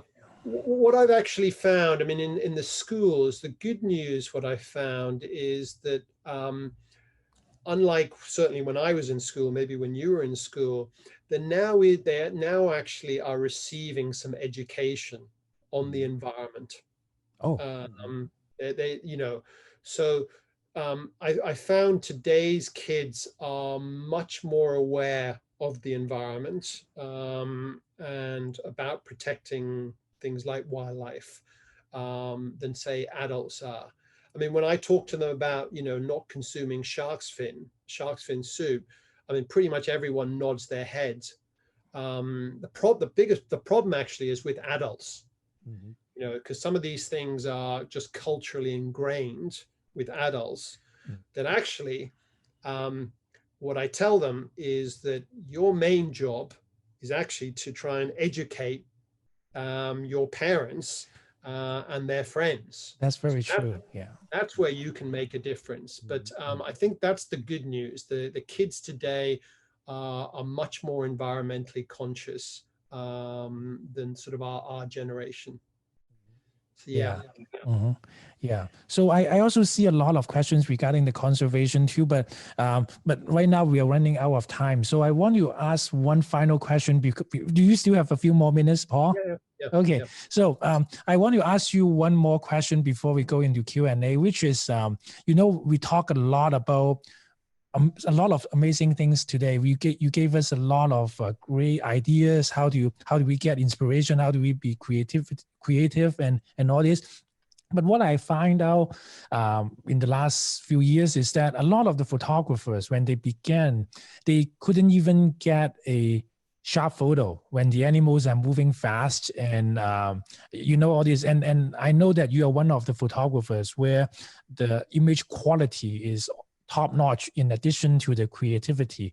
So do you think camera and lenses are the key things, or what kind of techniques, if they have this kind of difficulty when the animals is moving fast, birds are flying fast and stuff, for the beginning photographers, what they can focus on? Should they change the cameras? Should they focus on that, or certain techniques that you did in the beginning where you find most useful that you can give us advice? Yeah, I mean, creating sharp photos, I mean, I would put less of an emphasis on the camera equipment.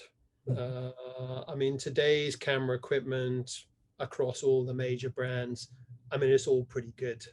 Don't think any one brand has a big advantage. I don't think there's a huge advantage. I mean, yeah, okay, if you've got a 2.8 lens, of course it will help a little bit. But if you've got some sort of zoom lens, 100 to 400, it can do pretty much as good a job.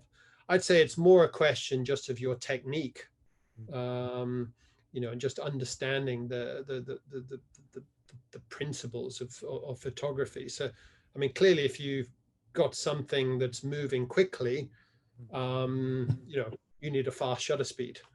It's as simple as that.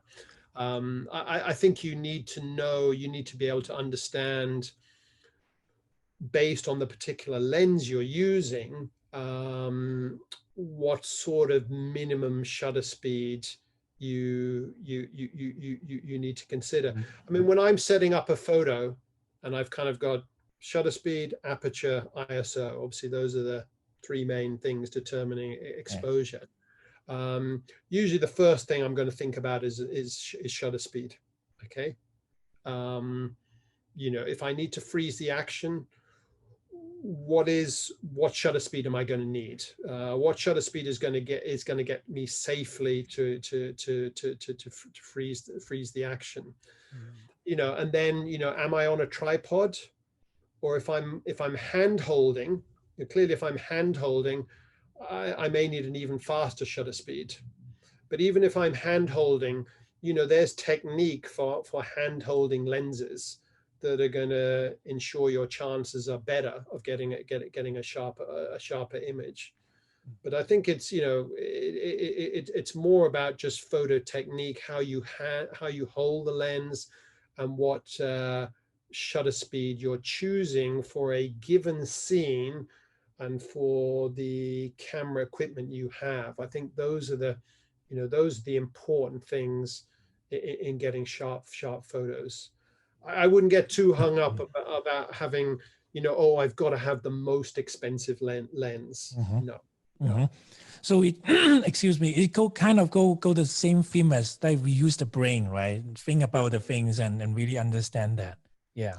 Yeah, you've got to, I mean, for every photo, you know, the first and foremost thing is you've got to appraise a scene. You've got to look at a scene, and you've got to think about, how am I going to photograph that? Okay. And the good thing as well is, you know, most of the time there isn't just one way to photograph a scene. I mean, that's another way to improve your photography. You know, I see a lot of people, they go to Africa, everyone, the 600 lens never leaves their camera body, never ever leaves the camera body. So every photo is with the 600 plus maybe convert. Yeah. You know, use your full arsenal of lenses. You know, sometimes maybe you come across a scene, you've got a whole bunch of lions or cheetahs on a dead tree log. Okay. You know, use your whole arsenal of lenses. If they're going to be there for more than a few minutes, shoot it in many different ways. You know, long lens, intermediate lens, wide angle. You know, sometimes when I'm in Africa and maybe there's a lot of vehicles around a scene, and I look around and I see, what are the lenses everyone's using? See, maybe they're all using long telephoto lenses. Almost deliberately, I'll pull out a wide angle lens just to be different. But yeah, use your full arsenal of lenses. I think that's really important, because, you know, me personally, if someone goes to Africa for the first time, you know, obviously you're going there partly because, you know, you want to take photos to show to your friends and family. Okay. Your friends and family, they'll want to see the animals in the context of the environment that they live in. So don't just think about always shooting very, very tight. Yeah, to look at how close I get to this lion, right? Yeah. Show the animal in the context of the, you know, the savannah. Wow, you know, that is often the skies are beautiful. Make that a centerpiece of your image. So definitely, so so the set of lens should include super wide angle, and telephoto, right? Yeah, I would say if you're going to go to most wildlife destinations, you know, definitely I would take 3 lenses. I'd take a telephoto lens, a long telephoto lens, some sort of probably intermediate zoom lens, and then some sort of wide angle.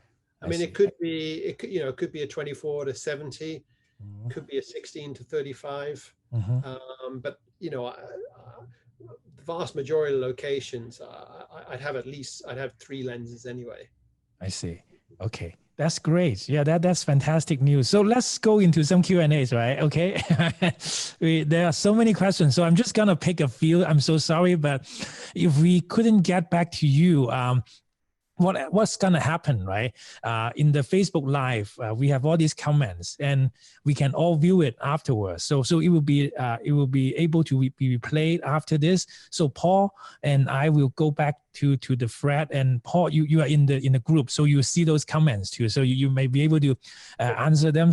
Because some of them is a quick answer, right? I'll just pick some of the most representative ones, right? So for example, Susan here asked. Some of your photos, like the panorama of zebras, which one was that? Panorama of zebras? I'm not sure. Yeah, go ahead. Was pre-visualized before. Okay, I know the one she means. Before you left, what percent of your photos do you pre-visualize before you go? Yeah, I think I would say it's not a huge percentage. It's maybe 10%, not more than say 15%. You know, and sometimes I've got scenes in my mind. Maybe I don't go out deliberately to shoot those scenes, but if the scene starts to arise, then I've got that image that I want to take in my mind. So I know what I want to take. But then there are some images where, okay, like that albatross one. Okay, this is what I need to do. This is I know exactly what I need to do. So that, that's very much 100% planned. I see. But I would say still, at least 80%, I'm just being a reactionary photographer. Yeah, maybe I'll put it in a better way. So you think about certain photos, like the albatross is totally 100% pre-visualized, but more of the others, you also pre-visualize, but you pre-visualize it probably 1 second or 2 seconds before you took the photo, right? It's like in the scene, but you also think about it, right? Like the shake of the cheetah. You're not like just going to the place and then just keep shooting and then bring home 10,000 photos, that kind, right? Yeah. I mentioned before taking inspiration from other photographers and other photographs. I'm not advocating that you 100% copy them, but you can take inspiration. I remember Franz Lanting had this picture of a lion at dusk in the was hunting in the savannah, and he had used a little bit of fill flash and I guess whatever film he was using at the time, it rendered the scene very, very blue. So I had a similar scene with a lioness, not a male lion, similar kind of scene. And I took something kind of similar. This time I'd set the white balance. I can't remember. I'd either set it to tungsten or I'd set it manually to about 3,000 Kelvin. And I'd used a better beamer. So just added a little bit of pinprick of light in the lion's eye. So I was able to. I wouldn't say it was a direct copy, but I was able to get some some inspiration from some other images. I've got a very bad memory for a lot of things, but when it comes to photographs, for some reason I've got a fantastic memory. I can remember thousands and thousands of photos. Actually, my filing system for photos is terrible. It's very, very amateurish. I feel better now. I can remember, I would say 90% of photos that I've taken, I can remember exactly the year. Yeah, I recognize, I realize it. You were saying, oh, this was taken 2011 in August. So how do you do that? Well, so I think I can put it in a better way. You're not copying or inspired by those photographers. You're building it on the top of their shoulders, right? Shoulders of the giants, right? That's why we are. Yeah. So this is why it really helps to look at look at lots of good images, and every now and then there'll be an image that really stand out for you. Yeah. And you kind of file that away. You kind of file that away in the back of your mind. That's fantastic. Sometimes you can combine elements of different images. Yeah. That's good. And there is one question, but that may be a very long discussion topic. So somebody were asking, like you mentioned, Franz Lanting was using the field flash and all. And this year, Wildlife Photography Year, there are a lot of photos that use trap cameras with flash and stuff. So do you know like how flash affects the animals, and like how much percentage of photos you use flash or not? And how do you determine I would say, first of all, I generally don't like using flash. I don't really want to get into a discussion about to what extent flash affects animals. I think there are definitely some species where it has an impact. I mean, I would say owls, using flash on owls at night. That's not something that I would do. But there's been other times using a bit of fill flash on some birds. I'm generally okay with that. I don't see any, you can see if there's an adverse reaction, they're going to react. But if there's no adverse reaction, I mean, there's that other albatross one, the black-footed albatrosses, where they're, together.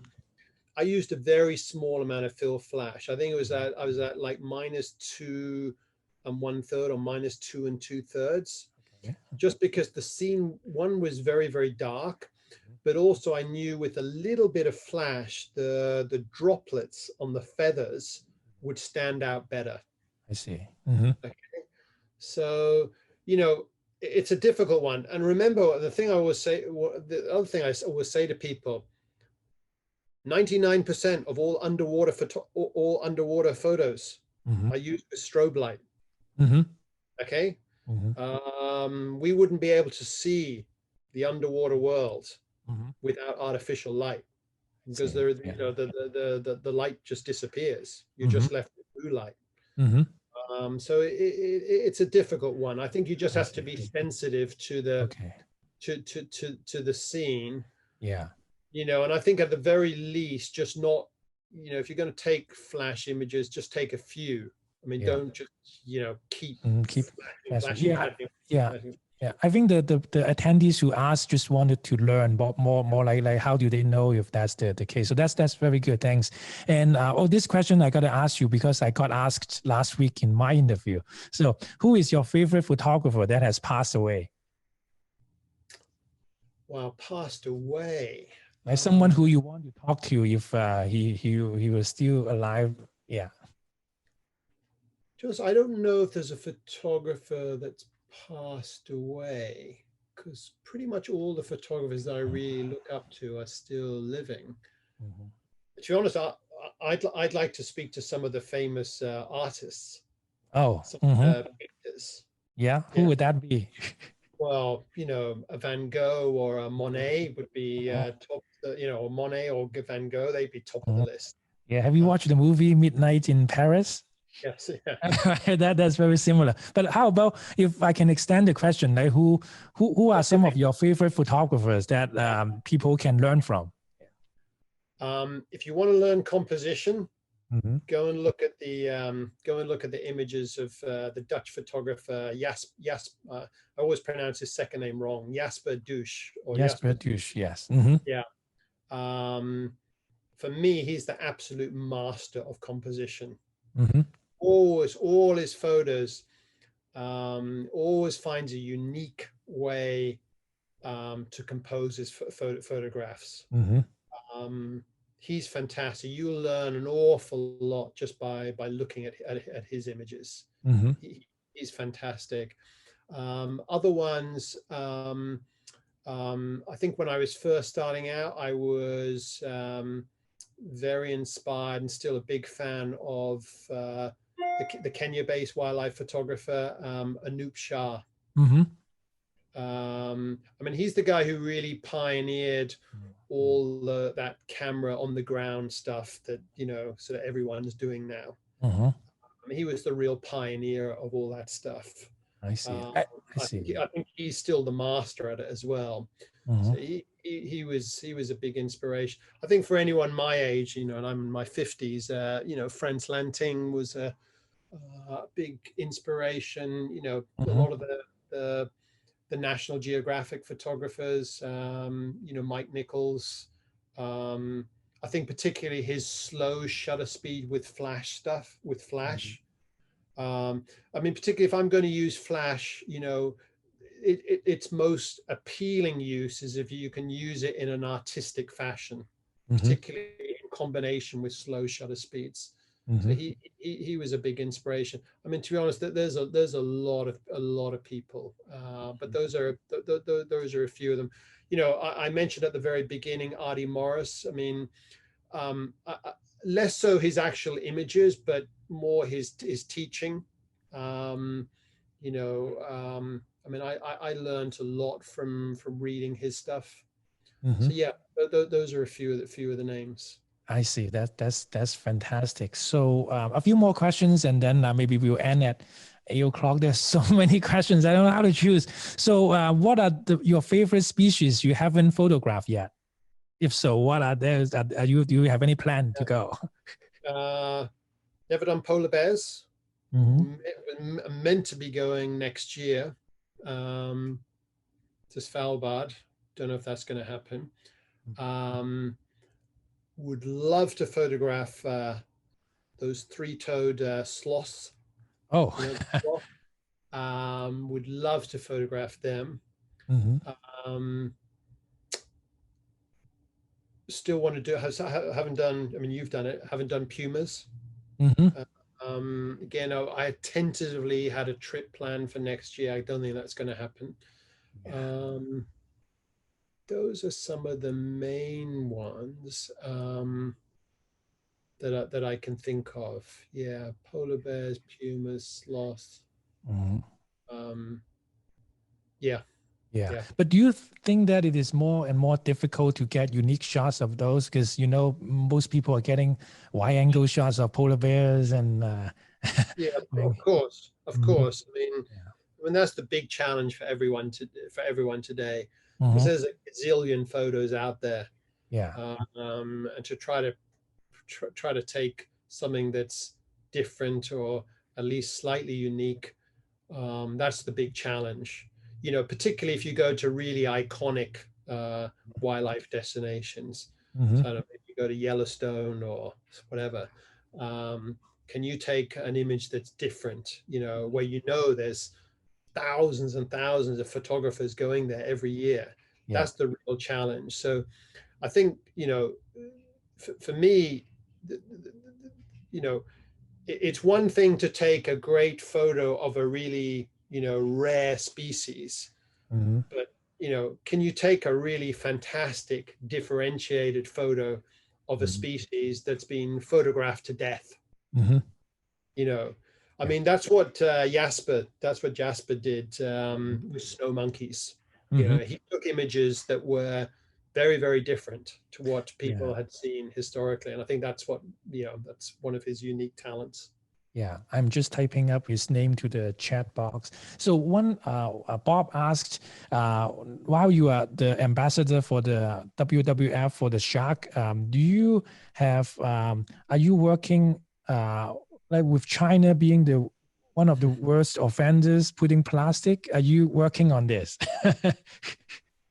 Well, yeah, I mean, I wouldn't say specifically, but of course, I mean, if you're talking about shark fin in particular, I mean, obviously, Hong Kong, China, Taiwan are the, you know, to lesser extent Vietnam. Those are the main areas of consumption. So Hmm. of course, you know, that's where a lot of conservation efforts need to be focused. Hmm. Um, but I think with you know, just I think with a lot of conservation efforts, I mean, again, I keep emphasizing the educational aspect. Hmm. Um, you know, it may take the worry is that, you know, it takes a generation. And the Yeah. concern is, do we have a generation left for a lot of Yeah. these species? Is it going to be Oh, too God. late? Yeah. Is it going to be too late? Yeah. It's fighting You with know, time. Yeah. yeah. I mean, by the time my, you know, 10-year-old daughter is, say, 30 years old, is that going to be too late? Mm-hmm. And that's a concern, you know, because so many species, the numbers have dropped, you know, 90% in the last even 50 years. Wow. So the rate we're going, is it going to be too late? But I agree, you know, China's obviously a big problem, and also it's got the world's biggest population. You know, it's got, relatively speaking, a very fast growing economy. So you know, you've got vast numbers of people that are striving to have better lifestyles. Mm-hmm. Obviously, the, you know, the pull on the world's resources is, that's just not sustainable. Okay. Yeah. So for sure, you know, the world's conservation efforts, a lot of the world's conservation efforts need to be pitched at the population of China. Yeah. Yeah. Well, we got a lot of great comments. People are thanking you for this great insights. Awesome. Love your photos. Super interview. It's awesome. Love the images. Oh, there's tons of those. You see them. But let me just end it with two more questions. Okay. So one question is it's kind of interesting. So let me see. God, I lost that question now. Oh, so Jay asked, like, Paul, you must be pretty good in your day job to be able to spend 3 weeks in your own vehicle in Africa. Any tips for people who want to stretch photography budget to get more action? Yeah, I should have talked about it, and this is something people don't really talk about in any interviews or whatever. People never talk about money. Okay. Yeah, so that Of would course, be it's very, very important. Yeah. Money, Yeah. Very money is practical question. so Yeah. important. Yeah. So the first thing I would say is, one, I was very lucky in terms of being at the right place at the right time when I started my working career. So I started my working career in Hong Kong in the 1980s in finance. You know, there were a lot of opportunities there, and you know, the subsequent 20, 30 years, you know, they were good times for the markets, et cetera, et cetera.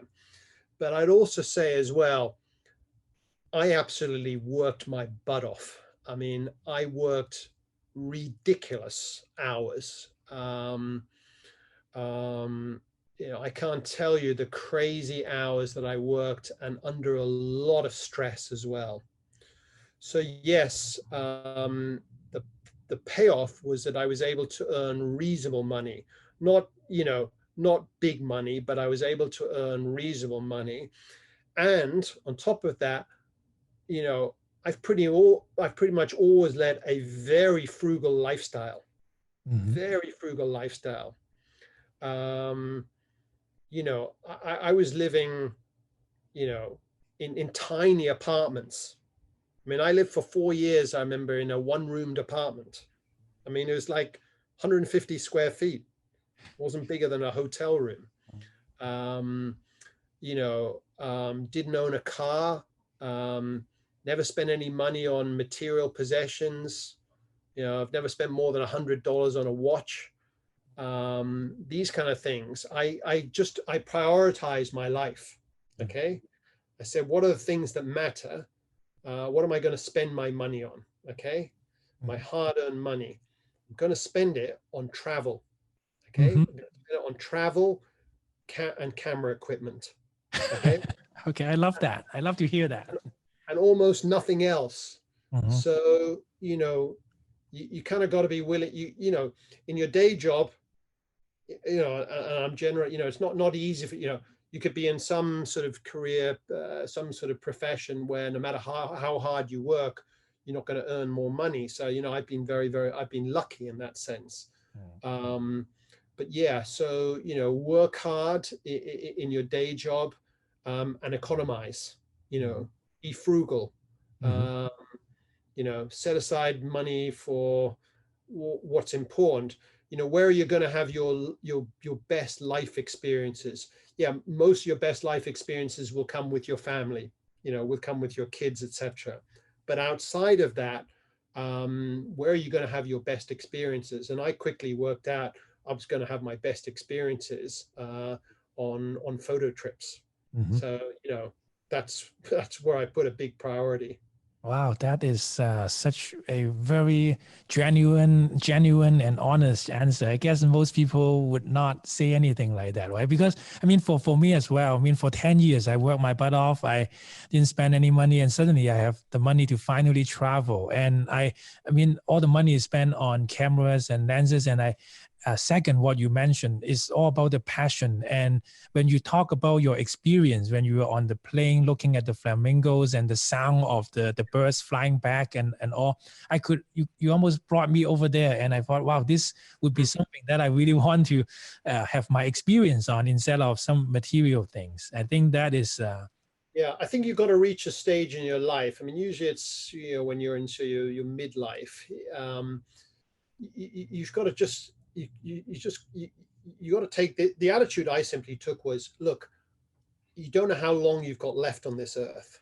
I mean, you could find out tomorrow you've got incurable cancer, you know, and you're gone in 6 months. I mean, it can happen. I mean, that's just the way things are. So while you've still got time on this earth, really prioritize having, you know, meaningful experiences. Yeah, you got some close calls recently, right? In Ethiopia. Yeah. I mean, I was, well, I don't want to go a long story, but I was literally 1 minute from being on this big stand of people, several thousand people that collapsed. 13 people died, and many others were hospitalized. It was a stand to watch this this cultural ceremony in northern Ethiopia. And you were almost on that stage, right? That fell. Yeah, I was on it earlier, and then I left it to go to another one, and then I was going back to it, and it collapsed. Wow. Yeah. And the reason you move is because the other part has better composition of the photos, right? So yes. photography basically saved me. Like the dedication to a nicer composition saved you. Yeah.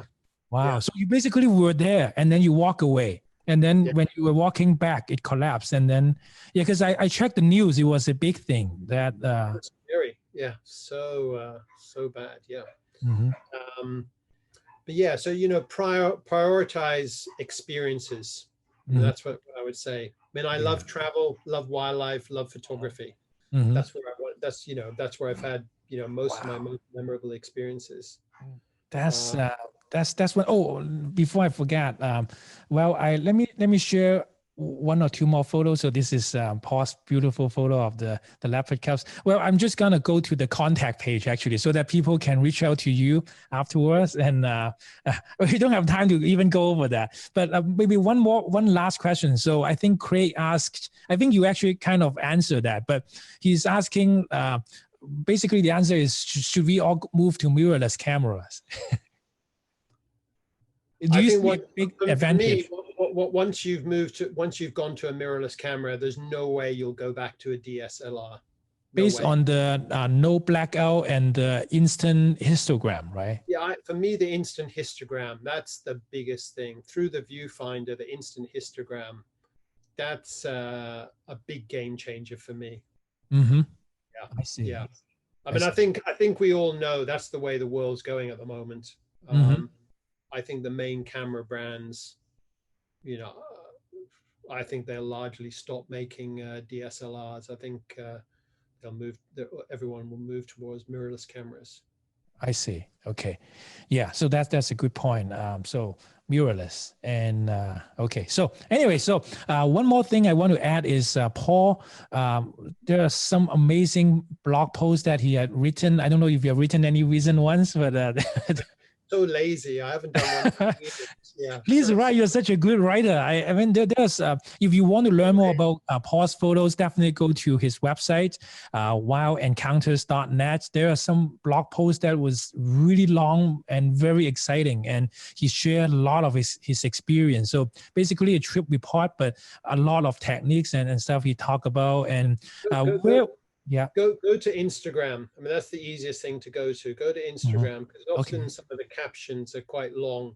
Oh yeah, that's true. You're actually starting to write now. Okay, yes, I remember. There's quite a lot of information in the Instagram captions in a lot of the images. Yeah. Yeah. So follow Paul at Paul Connor McKenzie at Instagram, and I think when you post a photo, I see a lot of very valuable text and all. So thank you so much, Paul. I mean, it is such a I mean, this is much beyond what I was thinking about getting from you today. And do you have anything to add before we end this? No, I think any final advice or anything you want to? No, I think we've covered everything. I mean, I go back to what I said earlier. Most important thing, have fun. Yeah, that's the most important thing. Yeah, have fun. And this we can totally see it from your photos, right? The fun, the passion shows that is more important than anything else. Yeah. If you're not having fun, do something else. Find some other. Yeah. That's super awesome. Oh God, you wouldn't believe how many comments we got from today. And they said it's informative, fantastic interview. Looking forward to learn more from you. And oh God, it was just great. So guys, I'll put the link after the talk, and I'll send an email to everybody about Paul's contact information, so that you can follow up with him if you have any more questions. And are you leading any tours next year? Well, I'm scheduled to, yes. Whether they're going to happen, who knows? Yeah, both next year, 2022. Yeah. I hope they'll happen, but don't know. But I mean, I do these tours. I mean, all the workshops I do with Denise. So Denise Ippolito. So I think most of you probably know her, but you can go. Best thing is to go to her website and look at her photo tours if you ever wanted to sign up for one. Okay. So I basically do East Africa, Japan. Probably in 2022 we're going to do some other destinations like Madagascar. I see. Fantastic. So, people, you can check it out at Denise Ippolito's website. Maybe we'll add the link to it afterwards too. So I'll send an email to everybody with your link and maybe Denise's website. That's the website that they can find out more about the tours, right? Yeah. Okay, got it. And please promise you to go back into the Facebook Live, because there's a lot of comments and maybe you may be able to get back to them. And for some of you who missed the first part of the talk or may have to leave early, there will be a recording. So I'll send the link to you guys as well. And also you can go to the Facebook Live and you can rewatch it too. So with that said, thank you so much, Paul, for your time. 2 hours of non-stop great conversation. So look forward to talking to you soon. Yeah. All right. Bye, everyone. Thank you. Bye. Bye. Bye. Bye. Let me see. Okay. So I clicked stop recording.